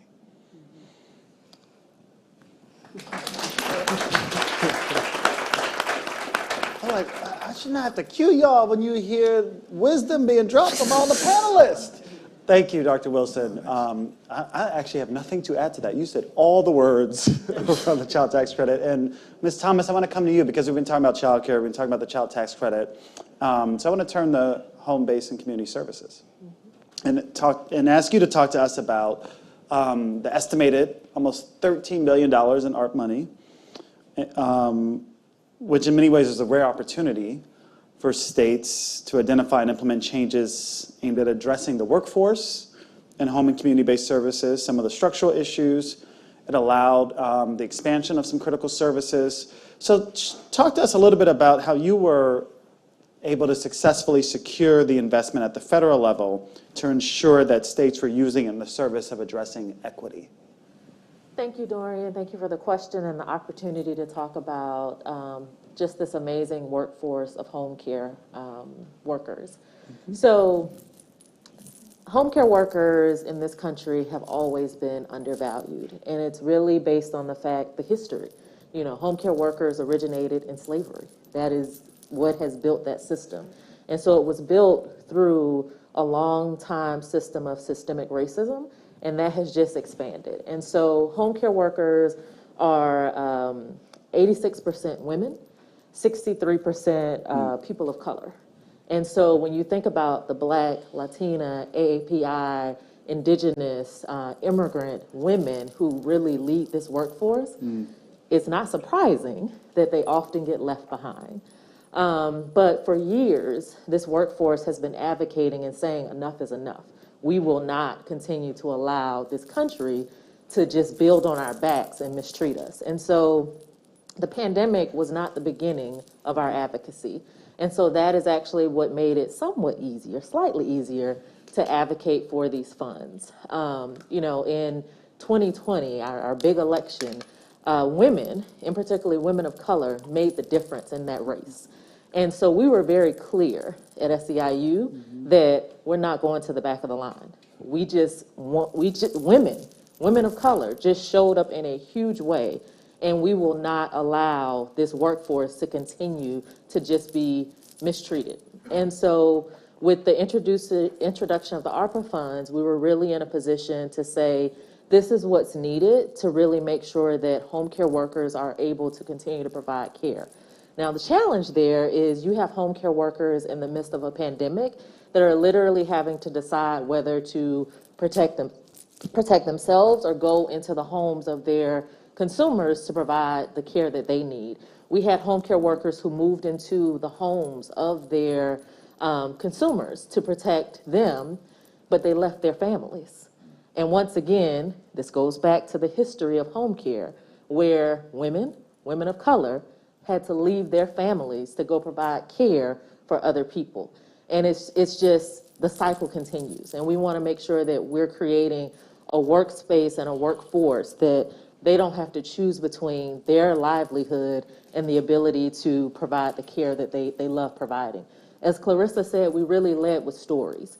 We made sure that worker stories and consumer stories were just told on a daily basis. And we had the opportunity where, with this increase in funds, over 30 states took the opportunity to really change how they were managing their HCBS funding and programs. States like West Virginia, Arizona, Virginia, Georgia took the opportunity to create training funds. They took the opportunity to do rate increases with their agencies. However, we took that opportunity to say, if you're going to do these rate increases, that money has to also be included in a rate increase for your workers. So there are several examples of how we've just been able to work with the relationships to make sure that the funds actually impact the workforce. Thank you very much, Lenore. And I'm going to come back to you in a few minutes, but we do want to open it up to Q&A. And as you get ready to ask some questions, and I have a whole range of questions around what's next and what's ahead in terms of the path forward. So just to note that, I'll be coming to you with that with probably a final question. But let's take maybe one or two questions from the audience as we're short on time. Good afternoon. Hi, I'm Pancella Hardaway from Detroit, Michigan with Hi, Moses. Pancella. Hi, Reverend Starsky. Preventing evictions led to a decrease in homelessness, crime, mental health disparities, educational disparities, and blight. Preventing an eviction stabilizes entire neighborhoods and built cities. It can prevent also population loss. In our recent campaign centered around securing $6 million from Detroit state and local fiscal allocation, and we also use that to leverage $12 million from a foundation to support a 3-year pilot program to provide a right to counsel for tenants at risk of losing their homes for non-payment of rent and for other reasons. Prior to that pandemic, approximately 30,000 evictions were filed every year in Detroit. 90% of the landlords had legal representation, compared to only 5% of low-income tenants. We think this is an investment that is critical in shifting the balance of power between tenants and landlords that will help stabilize families and improve housing. Improve housing quality, promote equity for long term. We need $17 million annually to move towards real stabilization and standard source of government funding. How are you thinking about how to weigh strategies like this that have a longer horizon when there are competing funding priorities, and what should be considering as part of evaluation of this pilot. Although I will say there is a STOUT project that actually is doing some evaluations as well, a STOUT report. Thank you. Thanks, Poncella. So long-term sustainability is what I heard is sort of at the heart of Poncella's question. We have, and as I think Prentice said earlier, like the ARP was a down payment, and you already hinted at this, Commissioner, but what are the strategies available to us in terms of making real the down payment, making it permanent? So anybody that wants to respond to that. Well, I'll just say from the county perspective, everyone knows that there's a housing crisis that we have to address. It's no different in Franklin County. We work with our a regional planning committee that looks at 13 different counties, and they put together a strategic plan on how to address housing just initially, but they're not a policy type of organization. And so it's really going to take the city and the county working with our community-based organizations to really address housing from a holistic approach. So we have, homelessness is an issue, and we do shelter work. That's where a lot of our money goes. We are building housing, but evictions, especially in Franklin County, with Black women and women with children is a huge issue. I mean, I could tell you the statistics probably look like Detroit when it comes to filings. And that's where our shelters, the increased number of people coming into our shelters are Black women.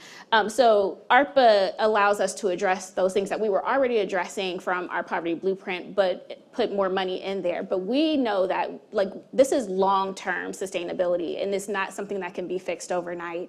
And so we have to continue to have conversations about how do we have partnerships with landlords to make sure that they feel comfortable, having an agreement with the Urban League or our community impact, that's where our money goes for rent and utility assistance, that when they don't want to take the vouchers or they don't want to work with a family, that government will subsidize those things and they can count on that money, because that is an issue that we're having with landlords who, why would they continue to work with families that have had a history of not paying rent? They fell on hard times when they can lease their apartments or their property at $1,800 a month, right? Versus $900 or something like that. We are looking at those relationships. We're also looking at if there's damage, then there's a fund that's available so landlords will get their money returned to them to fix the issues that were caused by a previous tenant, to build that trust. We're looking at every way that we can make sure people can stay in their homes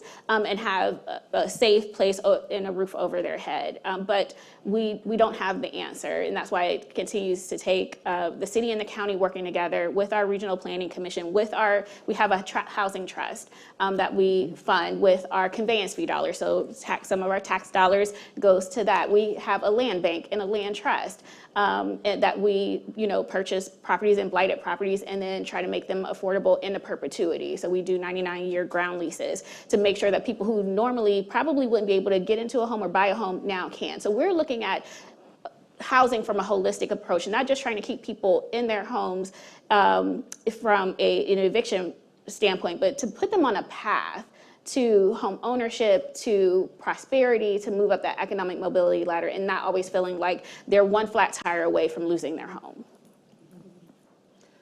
I would just quickly add that we, at least in the city of Oakland, a couple of things that we're looking at: public lands policies, especially, so our school district is the second largest real estate owner in our city.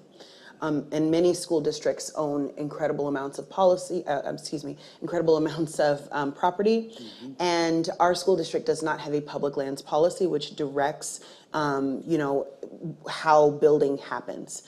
So I think,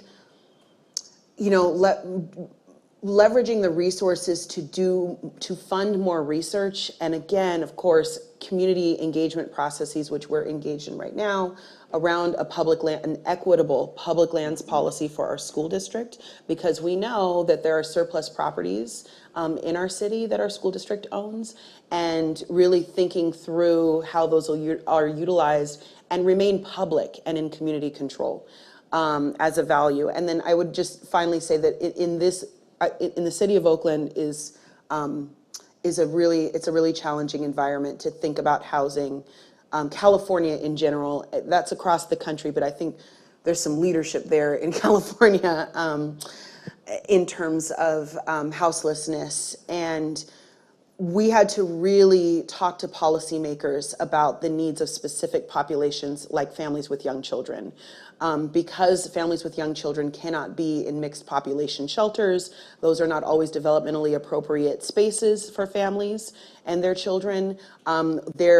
Because there was a focus on one population, there weren't interventions that were looking at what if we had families living in tent encampments, what does outreach look like, and also what is our justice system? How does our justice system surveillance and treat families who are experiencing deep poverty and are possibly at risk of family separation, specifically within the African American community? And so really looking at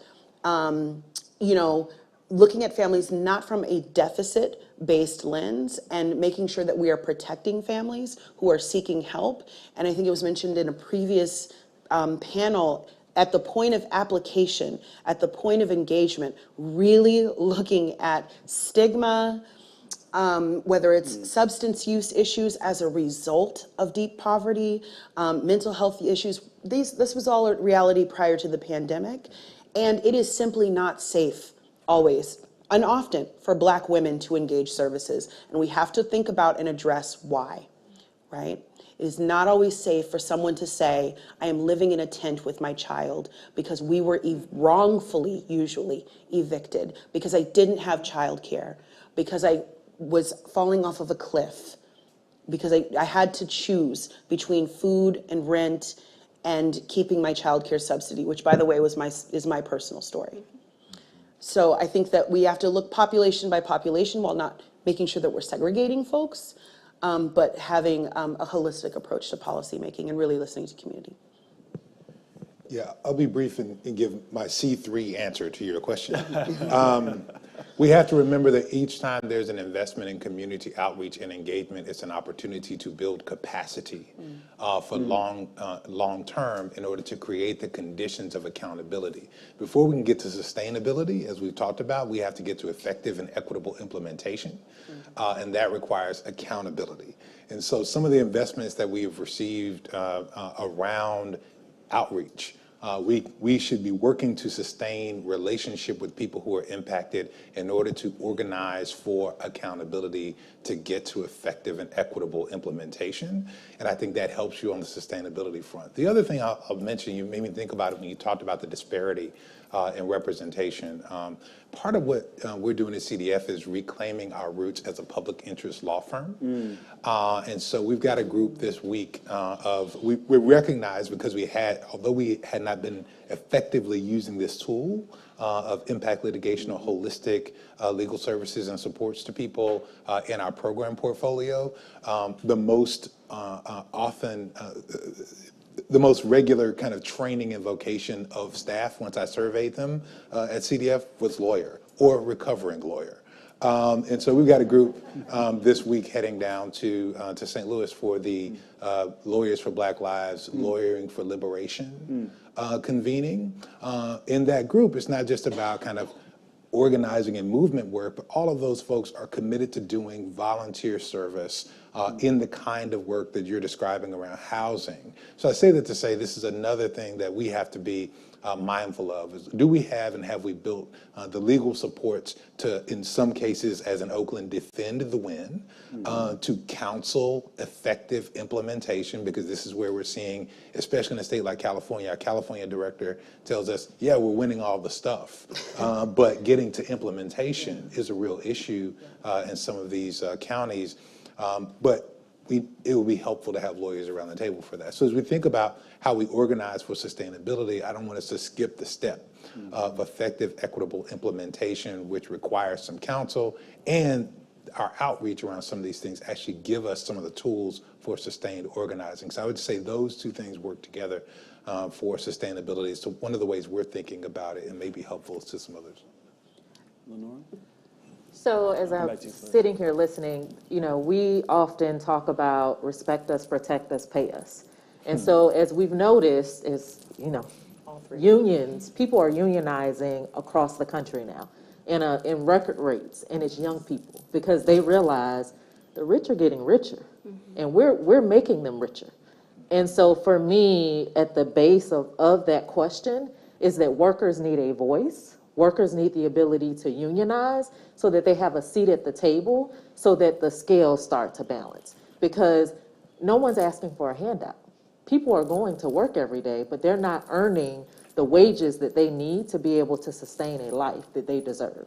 And so for me, at the root of that is creating opportunities for workers to have a union so that they can have a seat at the table and bargain for the things that they need to have the life that they deserve. Clarissa, I know you wanted to get back in. Just really quickly, our county passed actually a housing bond before our child care bond. And it was, something like $500 million. And one of the things that we found was that just simply building will not get us out of late stage gentrification. I could not get off this panel without making that point. Because you have so many people saying we just need to build, we need to build, we need to build. And building, the saying, anything without us is not for us. And so, what we have in Oakland and throughout Alameda County, and actually this is across our state, is a lot of building. We have a lot of condos. In fact, I've seen them in other cities. I've seen them all over the place. In this town too. Yeah, we've got on former school properties. And so we have a lot of condos that are not deeply affordable. We can't afford, our communities cannot even afford market rate. And yet there are tax dollars that were specifically allocated for building affordable housing. Affordable housing, I have to rethink and reframe what that actually means in this moment. And thank you, because affordable, what does affordable mean in this kind of an economy, right? So I'm going to take one more question. Thank you. Good afternoon to Moderator Warren and to the distinguished panelists on this afternoon. Let me introduce myself. My name is James Woodley. I serve as the pastor of the Gill Creek Baptist Church in Columbia, South Carolina, and I'm also privileged to serve as an executive board member of More Justice, which stands for Midland's Organized Response to Equity and Justice in the City of Columbia.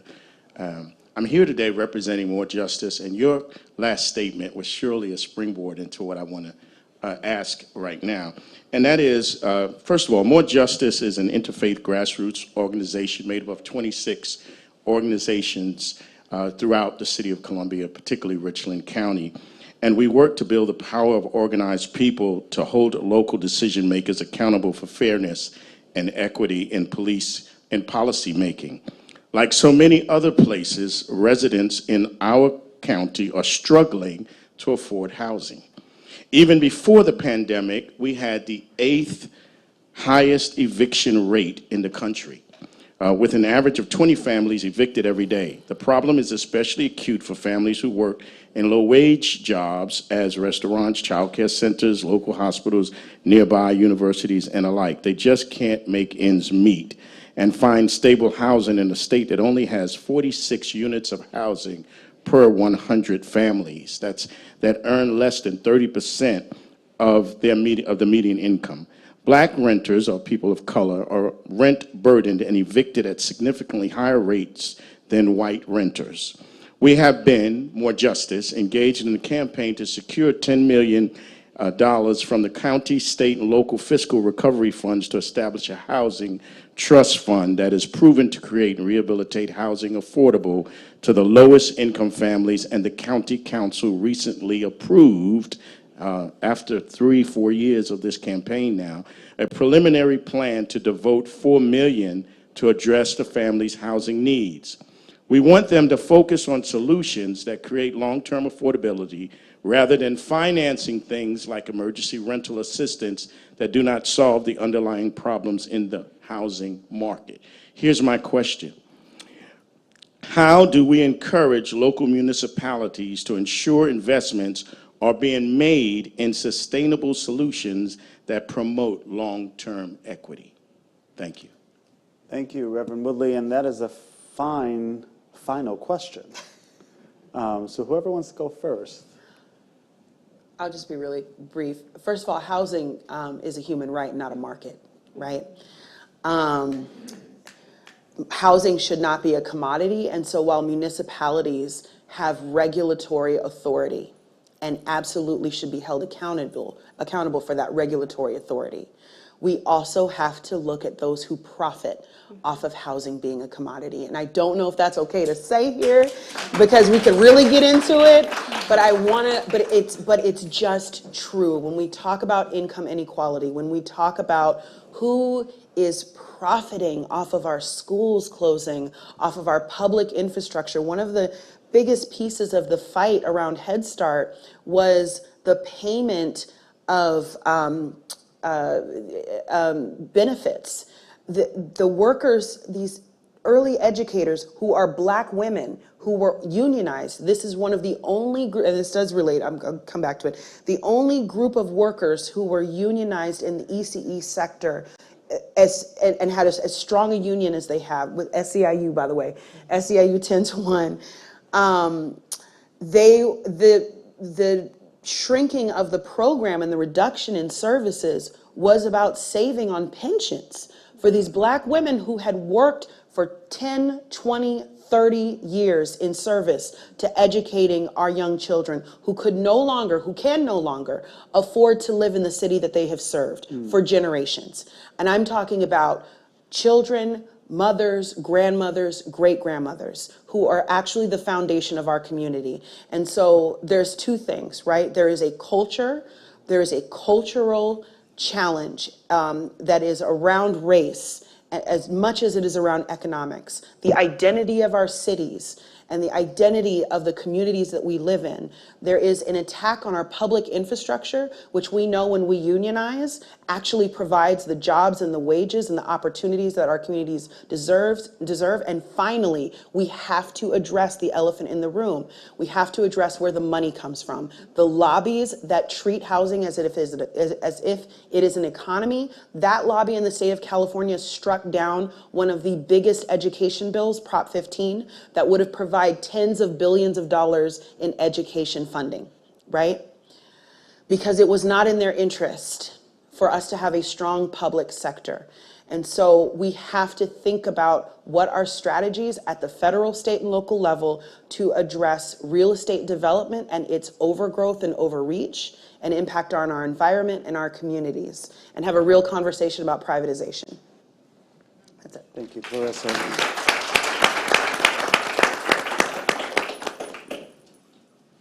I'll just say that the pastor noted several work groups when you talked about the issue with being able to secure housing. Fast food workers, childcare workers, local university workers.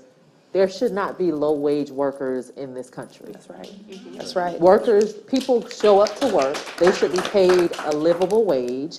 And once again, not to sound like a broken record, but as Clarissa said, unionization is the way that workers have a seat at the table to be able to bargain around those things. And that's the way that we're going to shift the balance of power.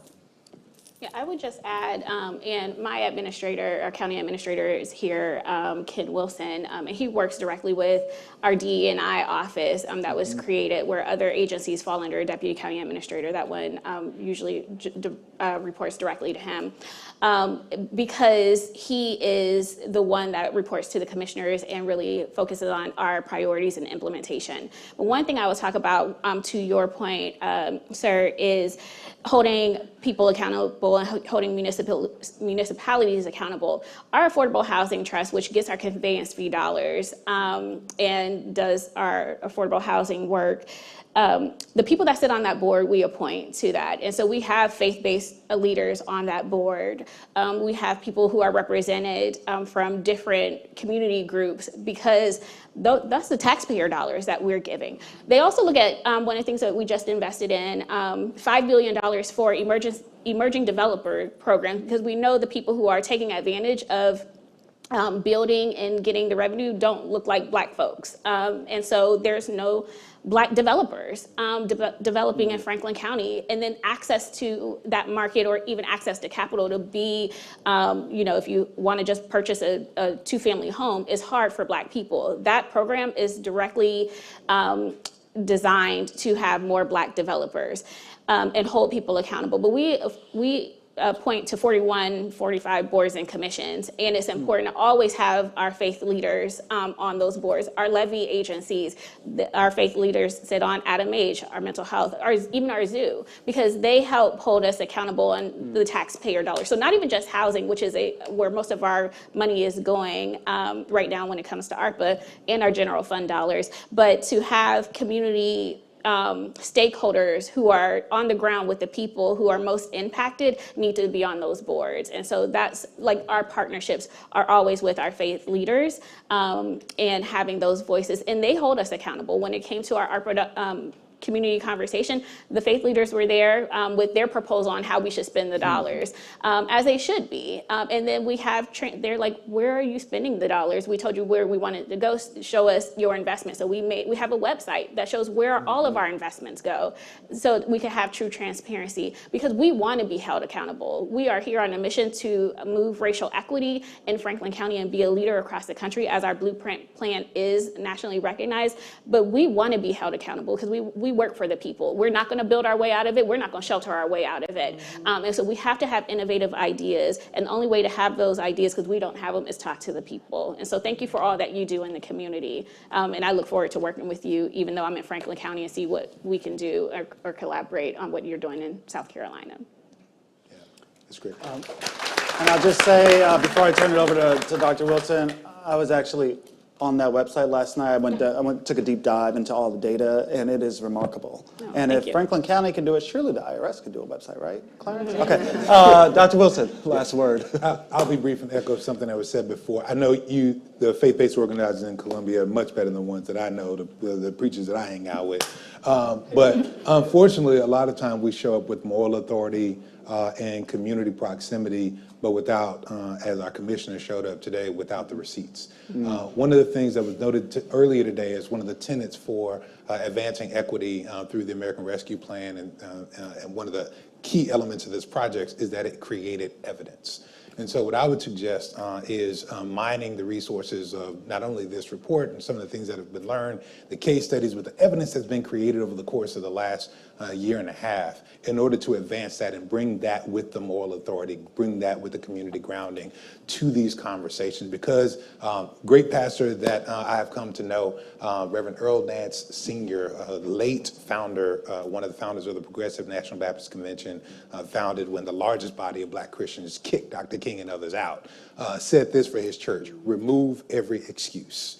And so one of the excuses that people have for many of the progressive ideas that we want is that we don't know if it will work. Well, this particular piece of legislation and the organizing across the country has created a remarkable body of evidence that you can carry forth to hold people accountable when they say they don't think it will work. You can show them where it has already worked. So I would say remove every excuse, bring the receipts and the evidence that's been created across the country in order to use that as an accountability tool to those whom you've elected in South Carolina. I love that. Bring the receipts. Leader Thomas, Dr. Wilson, Leader Douthert, Commissioner Crawley, thank you not only for this conversation, but more importantly for the work that you have done and the work that you will continue to do. Thank you very much. Thank you. And for those of you online and for those of you here in the room, we're going to take a 5-minute break. 5-minute break. We'll be right back here for the last panel of the program. Thank you.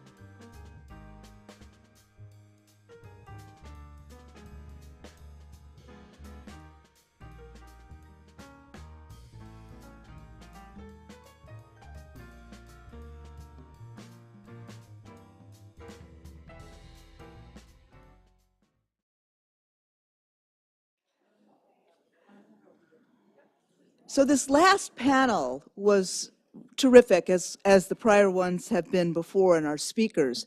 But the Reverend Starsky-Evans talked about evidence and really closed the panel with a call to better evidence that we can use in the service of making sure that the innovation and the implementation that we've been talking about today have the impact in communities.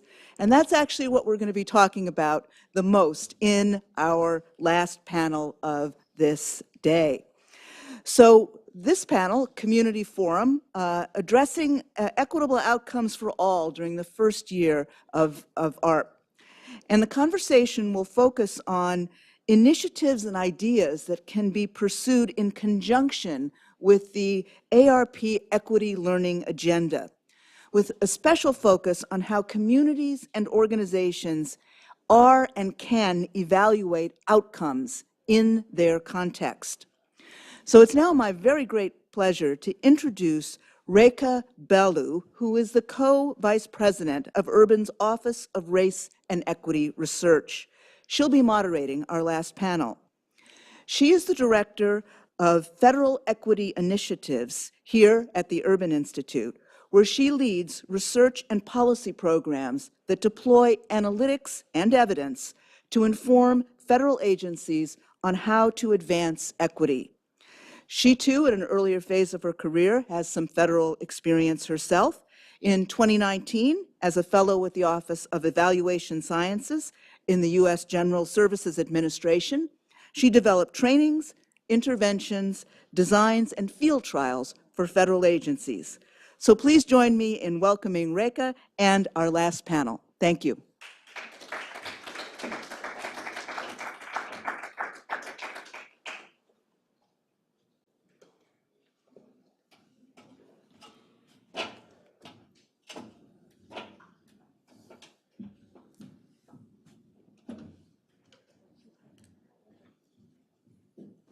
So, hi everyone, thanks for sticking with us to this late panel. This is going to be a bit more of a lightning round since we are short on time, but we have an excellent panel here today to talk about how ARP is playing out and addressing these twin goals of equity and evaluation at different levels of government. So we've got a county perspective, a state perspective, and the federal perspective. And I think this program is very exciting to researchers and evaluators because it is very rare to see evaluation built in from the outset of the launch of a large-scale program. And it is also challenging to think about how we might define equity in the context of 200+ programs across dozens of agencies that are, and with lots of flexibility for state and local grantees to implement different aspects, as we just heard from the previous two panels.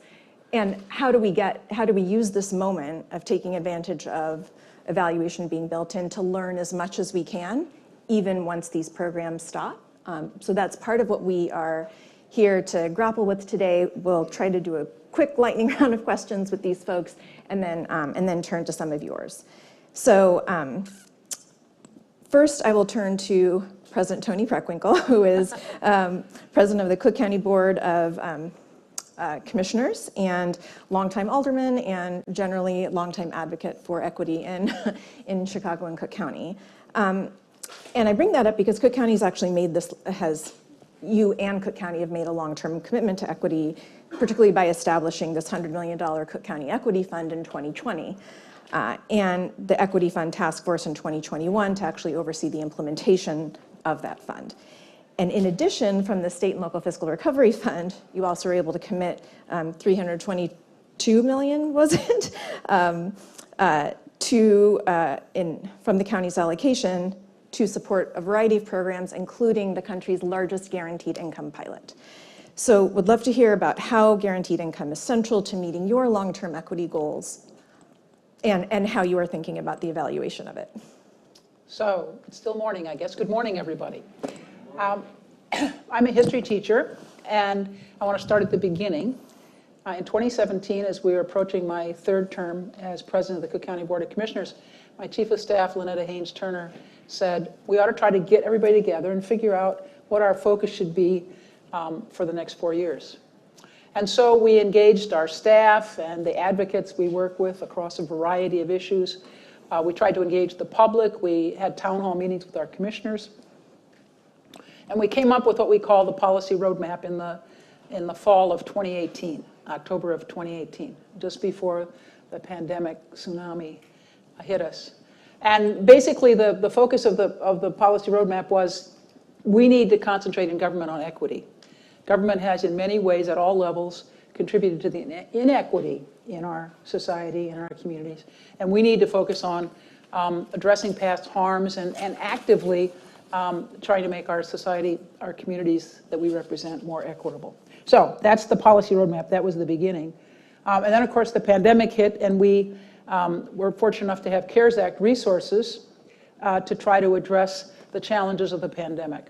And given our policy roadmap work and the direction that all of us decided we were going to go in, which is look at all of the issues we faced through an equity lens, we did that same thing with the CARES Act money.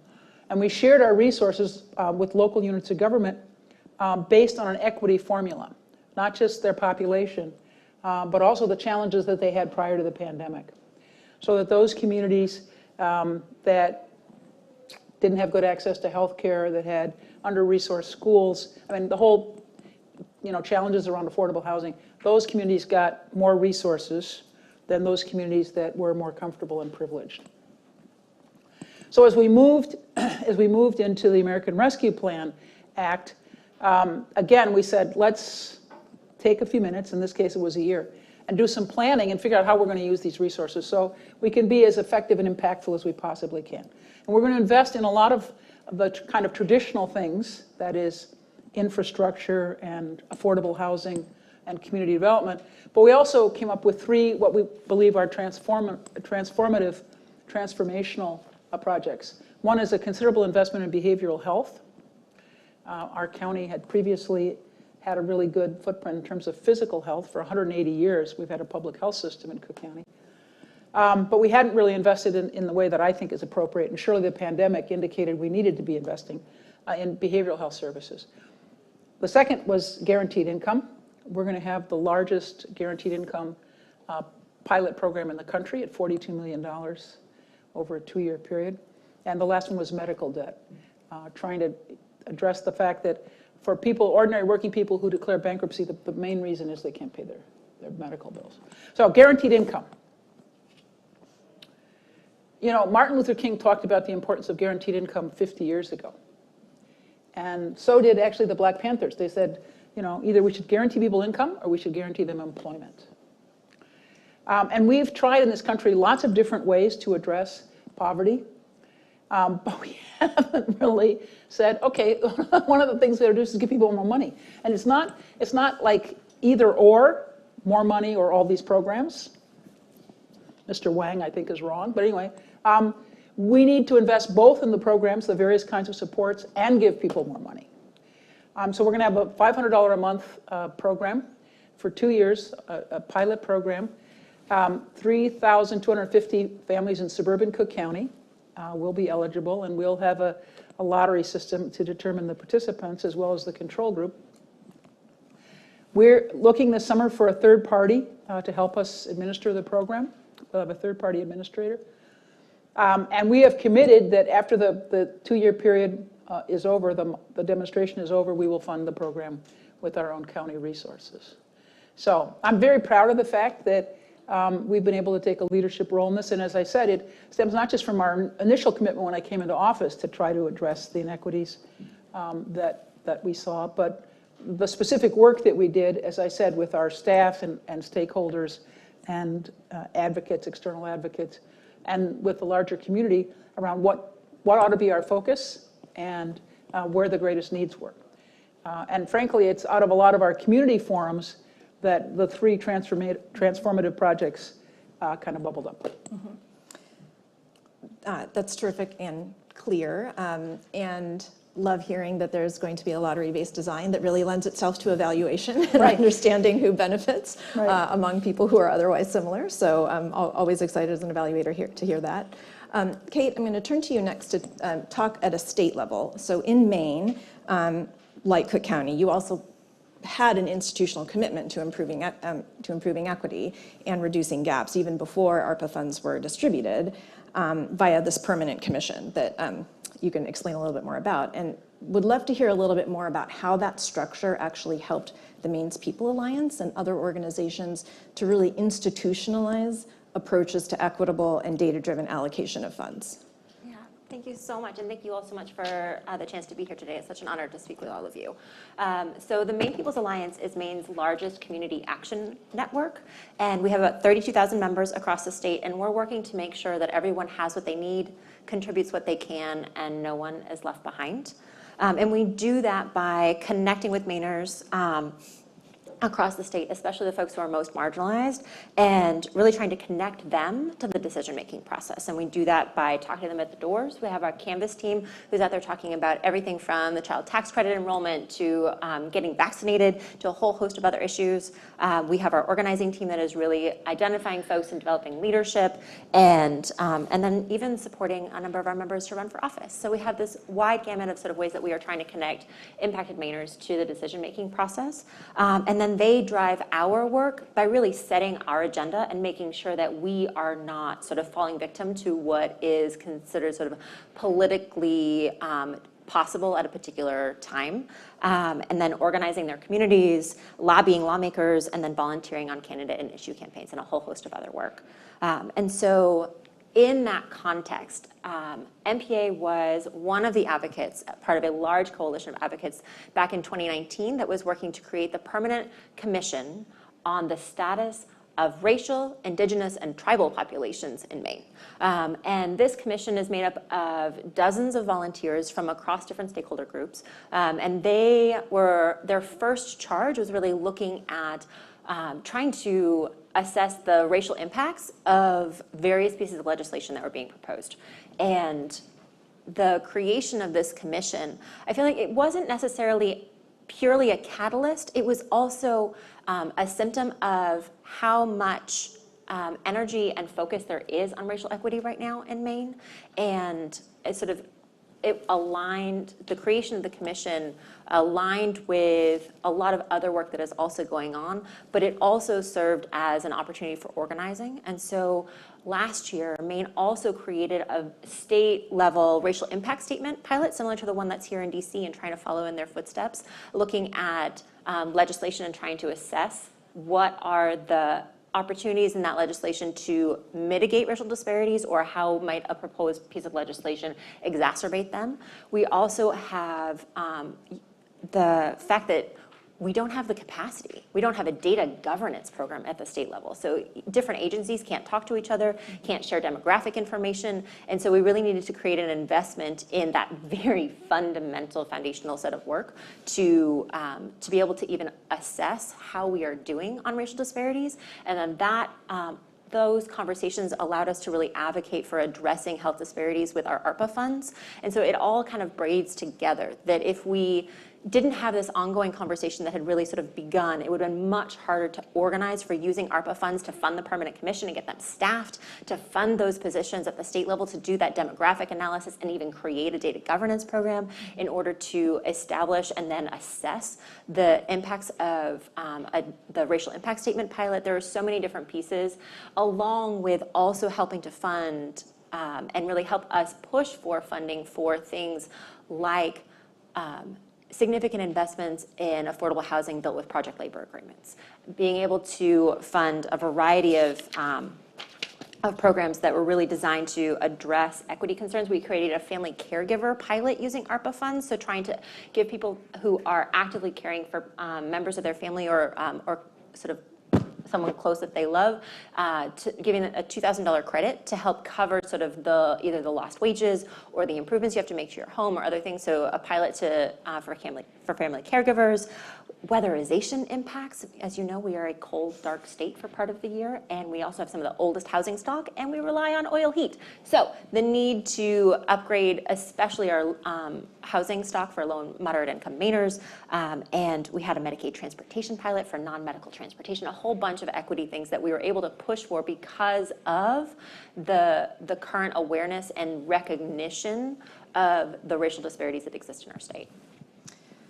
That's so exciting to hear how comprehensive that was, and then also how you were taking advantage of the flexibility that was there to be weaving in the data pieces to your actual program design.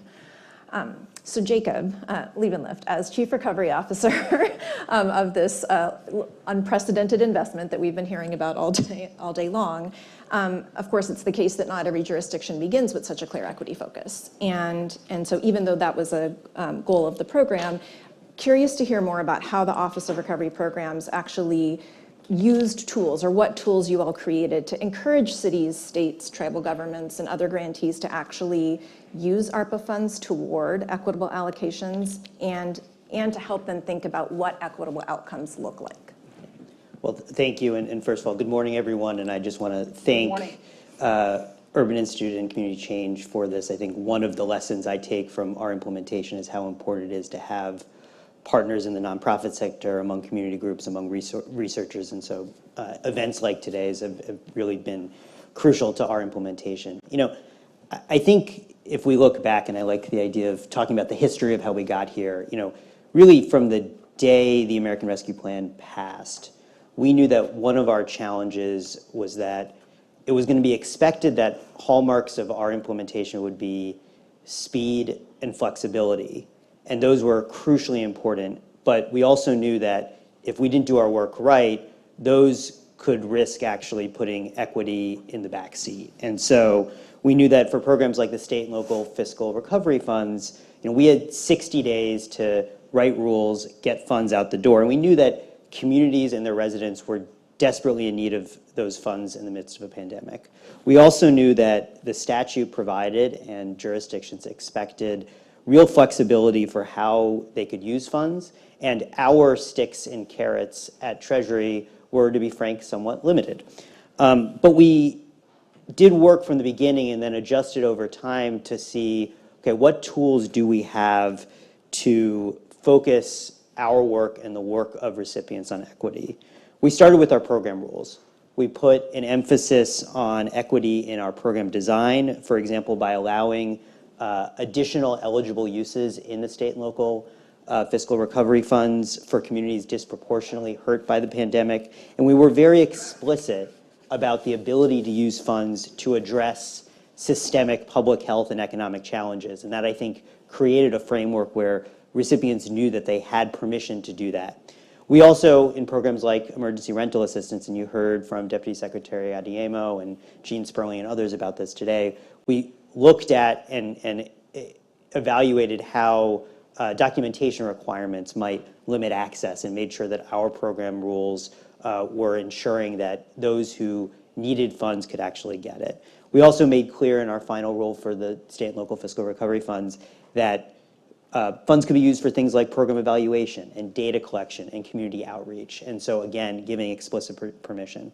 We used our reporting guidance in ways that encourage communities to be transparent about how they were using funds, for example, in requiring publicly available recovery plans. And then across all our programs, we really worked to lift up best practices. We knew that really the best selling points for new and innovative and equitable programs would be to see what counties and cities and states are doing well and showing those to others. And so, you know, we highlighted those in events or in an equity guide we put out at the State and Local Fiscal Recovery Fund.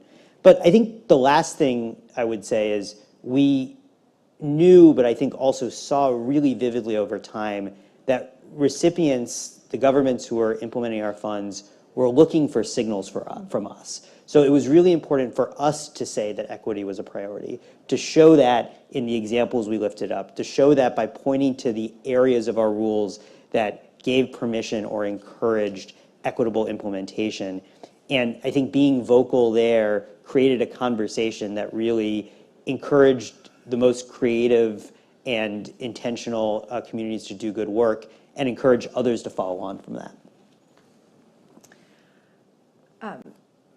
And I think that point about permission, guidance as well as permission, is going to lead me to my next question, which I think we can do as a real lightning round. I'll throw up into all three of you just in the interest of time so we can get to some Q&A. So I'm curious to what extent you all are seeing ARP's approach to evaluation and equity as spilling over into other programs. Like, how is this reporting structure? How is this guidance or suggestion on flexibility in program design? How is even like the data reporting and data collection and reporting shifting the way that other programs in your county, state, or elsewhere in the federal government are tackling evaluation with an eye toward defining and understanding equitable outcomes?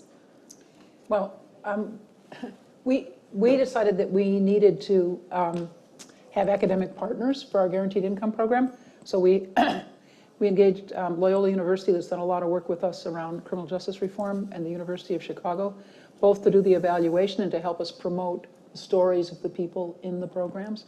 And as we looked at that, we thought maybe that we ought to do more evaluation of the existing violence prevention, anti-recidivism, restorative justice work that we were doing, and that we needed to expand our partnerships with the academy to try to do that. And I just start, everyone on this panel has mentioned how the conversation about equity did not begin in March 2020. And in fact, I think we're seeing in the two examples we've gotten from Cook County and Maine about how capacity that was built pre-crisis was so important. Many places did not have that. I think while the conversation had started, the capacity that we're discussing here wasn't there. And so to me, one of the legacies I'm hoping to see out of our work, despite the fact that our programs are one-time funds, is capacity. And we encourage the use of funds for capacity building at the state, local, and tribal letter, and additional federal capacity. I look at, for example, the fact that the Treasury Department, with very little latent, work around tribes pre-crisis, now is implementing $30 billion to Indian country, and we've built a whole new apparatus within the Treasury Department to ensure that we are really engaged in a committed government-to-government relationship with tribes. That's something that I hope and expect will, extend well beyond ARP.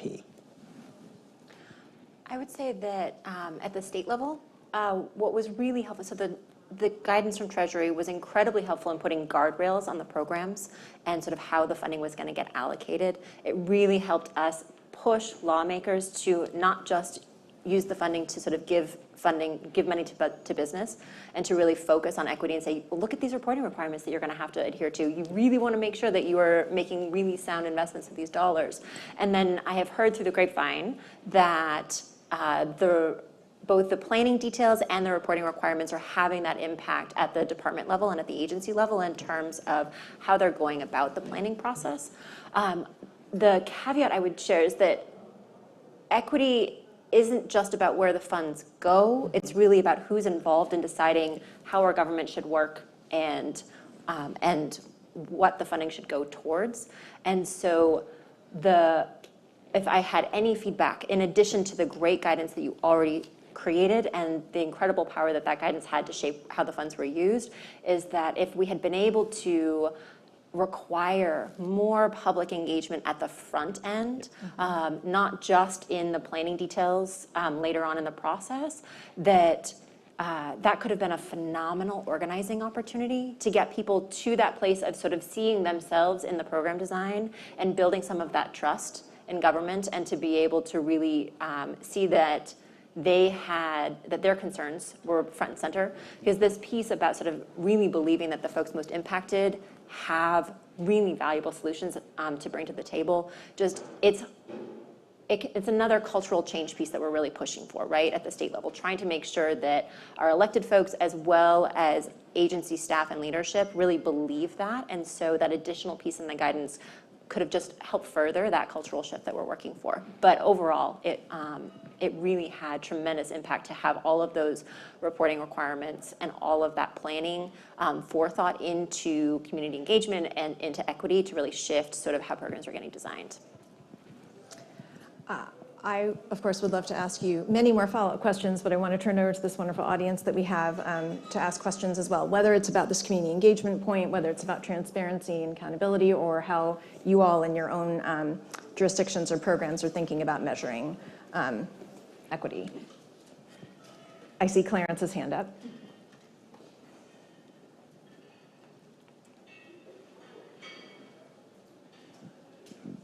Thank you. I'm just curious, President Preckwinkle, can you just say a little bit more about what you all are looking to see or hoping to see through the guaranteed income pilot and evaluation? Well, first of all, when we announced the program, Mayor Tubbs, former mayor of Stockton, California, was with us. And as you know, probably he's doing a lot of national organizing around this issue. First of all, I believe that I believe that this is a good idea to give poor people money, but we have to prove it up for our constituents, and we hope that we can be a model for others. I mean, one of the great things that happened in the pandemic is that we gave people money on a monthly basis through the tax credits, right? And then unfortunately, we couldn't get the votes to continue to do that beyond a year, I think, or whatever it was. But we want to prove it up, and so we're gonna do the work with the evaluation and analysis to make the case.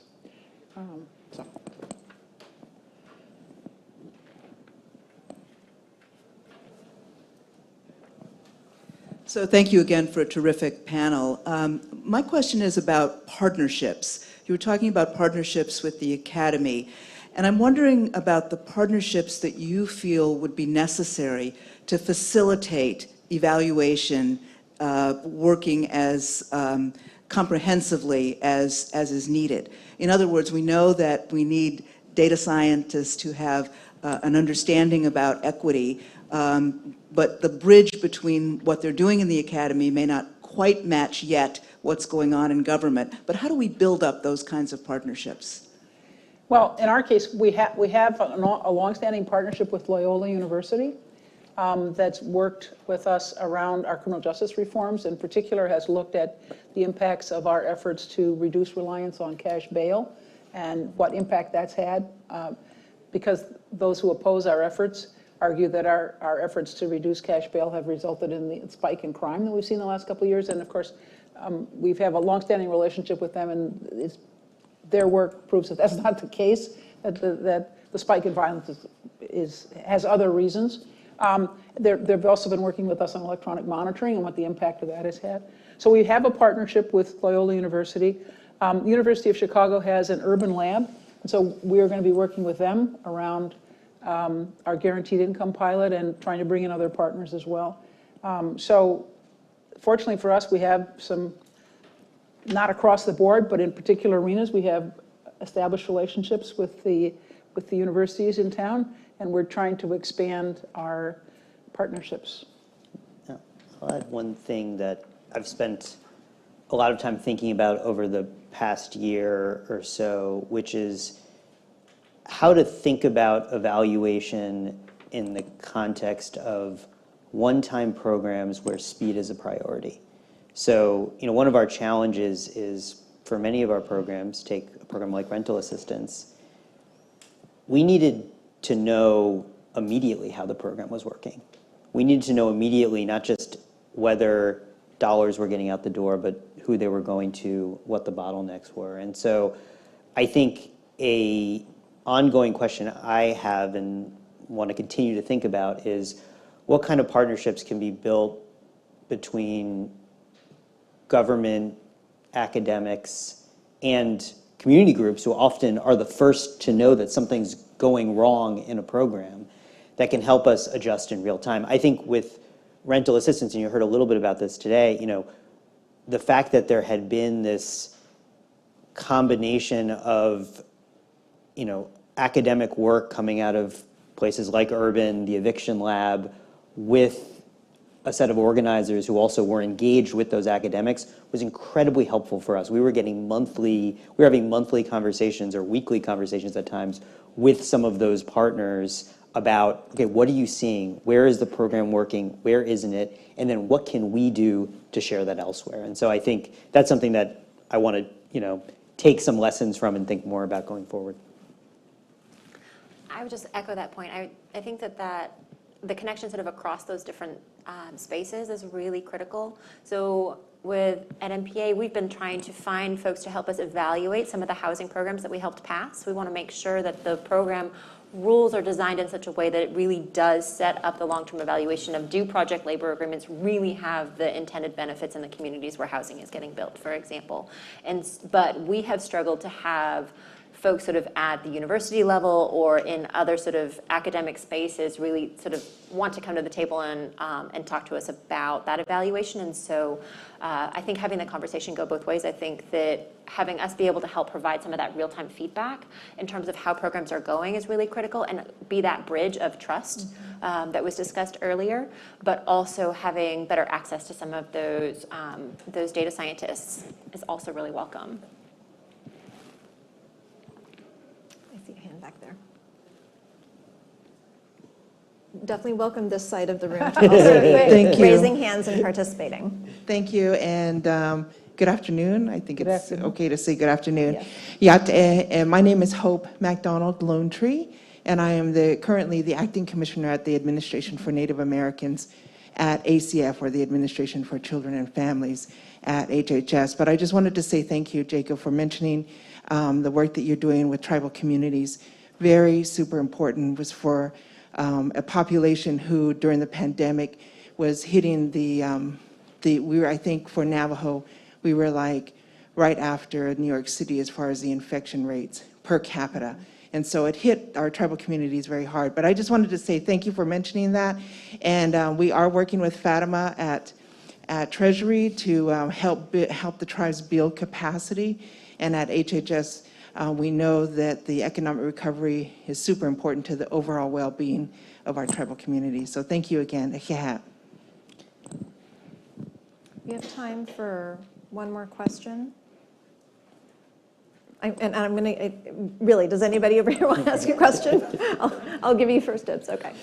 Kenneth Wilson, County Administrator in Franklin County, Ohio.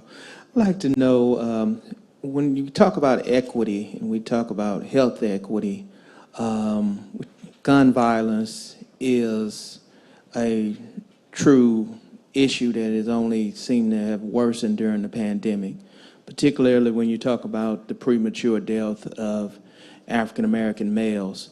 Have there been any examples of investments made with American Rescue Plan dollars specifically targeting community violence? So I can take that.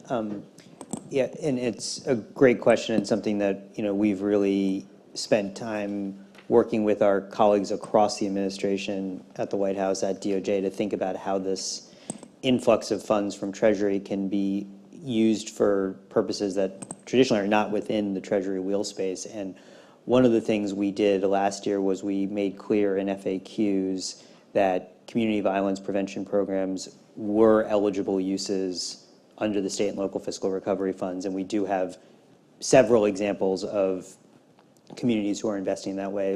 I think the White House put out a fact sheet earlier this spring, I believe, and we can share it offline, that highlighted some of those examples. So it's, I think, a place where we received feedback, particularly from mayors and county executives, about it being an area they needed to use funds, it being an area where there may not have been as much clarity in our initial rules as they may have wanted to know that they could invest in a certain place. And so we provided that clarity in FAQs, and then, especially led by the White House, lifted up some of the places where those investments were being made. And Cook County's been using those funds that way. We're using our ARPA funds to support work we were already doing in violence prevention, anti-recidivism, and restorative justice work. $60 million of the ARPA money, and we're allocating it in 3-year bundles, so that people don't have to apply every year for the money. We make a 3-year investment in them to work with them around these issues. And because we've been doing this work before with our own resources, we have now a network of community-based organizations that we've been working with since 2013. So we're adding groups, of course, to the pool, but we already have established relationships across the county with folks that are doing this work. And did you find that certain measures had more traction with the community when it came to understanding because that's what you're sort of wondering about, right? Like how do we really measure whether this impact is being felt? Well, while we've been partnering with academic institutions around evaluating our criminal justice reform efforts, as I said, we didn't really work with the academy around specific programs that we were doing, you know what I mean? So that's an area where we need to do more work. But in the last couple of years, what's particularly apparent is that we need to do both the street intervention work and then the long-term investment in economic and community development. So, I mean, I guess that's what the pandemic has highlighted in terms of what we need to do in terms of support. Okay, we'll have one final question and. A comment, a statement. Can I respond? Mm-hmm. Good afternoon, everyone. Good afternoon. Yeah. Good afternoon, everyone. My name is Kenesha Hackett. I serve as a Senior Policy Advisor for Equity at the Farm Service Agency, which sits in the Department of Agriculture. I was joined today by my colleague, Dr. Dwayne Goldman, who serves as the Senior Policy Advisor for Racial Equity in the Department of Agriculture. In response to your question, I just wanted to highlight some of the things that we're doing in ag and thinking about criminal justice reform and opportunities that we have. A lot of times we don't think about agriculture as an opportunity to really enhance civil rights measures. So what we are doing at the Department of Agriculture is rethinking the criteria that our stakeholders and other entities have whenever they're applying to our programs. For example, one of the areas that we really focus on is urban agriculture. And in applying to those programs, entities are encouraged to identify measures that they are taking in order to prevent crimes and gun violence, et cetera, or prevent gun violence in their communities. So when you think about urban spaces, especially high crime spaces, one of the things that our ARPA dollars are doing is going into those spaces to provide access to food and also access to programs that allow young people to have the opportunity to invest their time and broaden their interest and awareness in things outside or separate and apart from what they would normally see in their community. And so I just wanted to respond by saying that in addition to all of the amazing work that you all are doing, also in the ag space, we're thinking about how we can increase opportunities to prevent crime and gun violence. Thank you.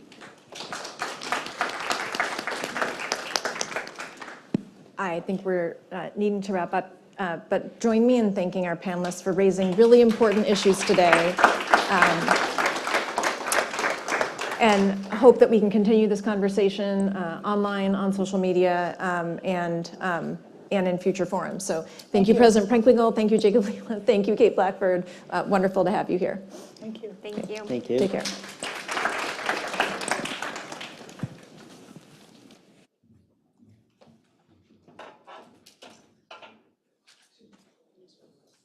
Two more minutes, promise.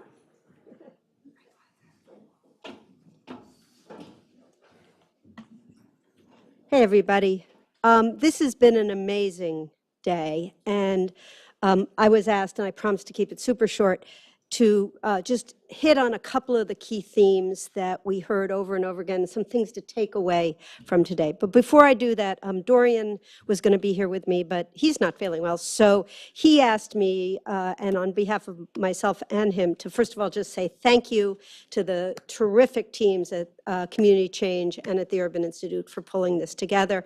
And I want to say a special thanks to my colleague, Kim Leary, who has recently returned to Urban after spending time at the OMB and at the DPC helping the president to implement the equity executive orders. So much of the work we've been talking about today was work that with all these agencies helping them to build this into decision making that we were hearing about. And so I'm hugely grateful to her for helping us to organize this program as well. I want to just mention a couple of these key themes that we heard about. It started with Senator Booker. And he said at one point, the pandemic shows what we are capable of.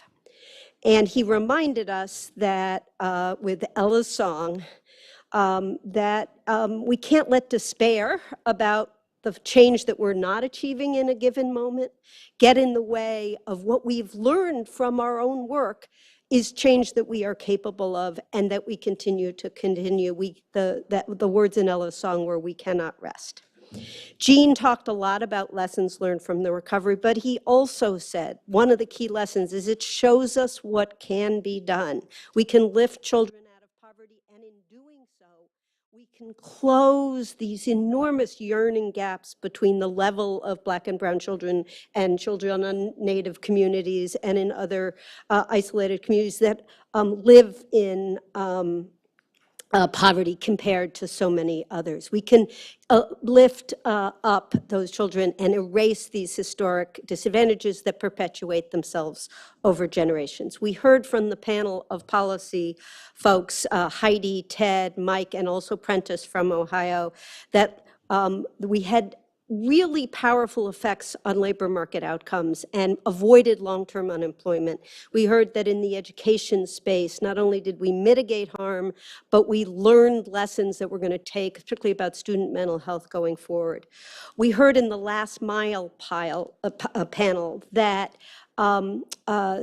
so many of these groups have been working on these questions of structural racism in their communities, and they have knowledge and insight, and that if we tap into them when we're trying to do something, we build capacity of organizations that can be part on an ongoing basis of making change in communities.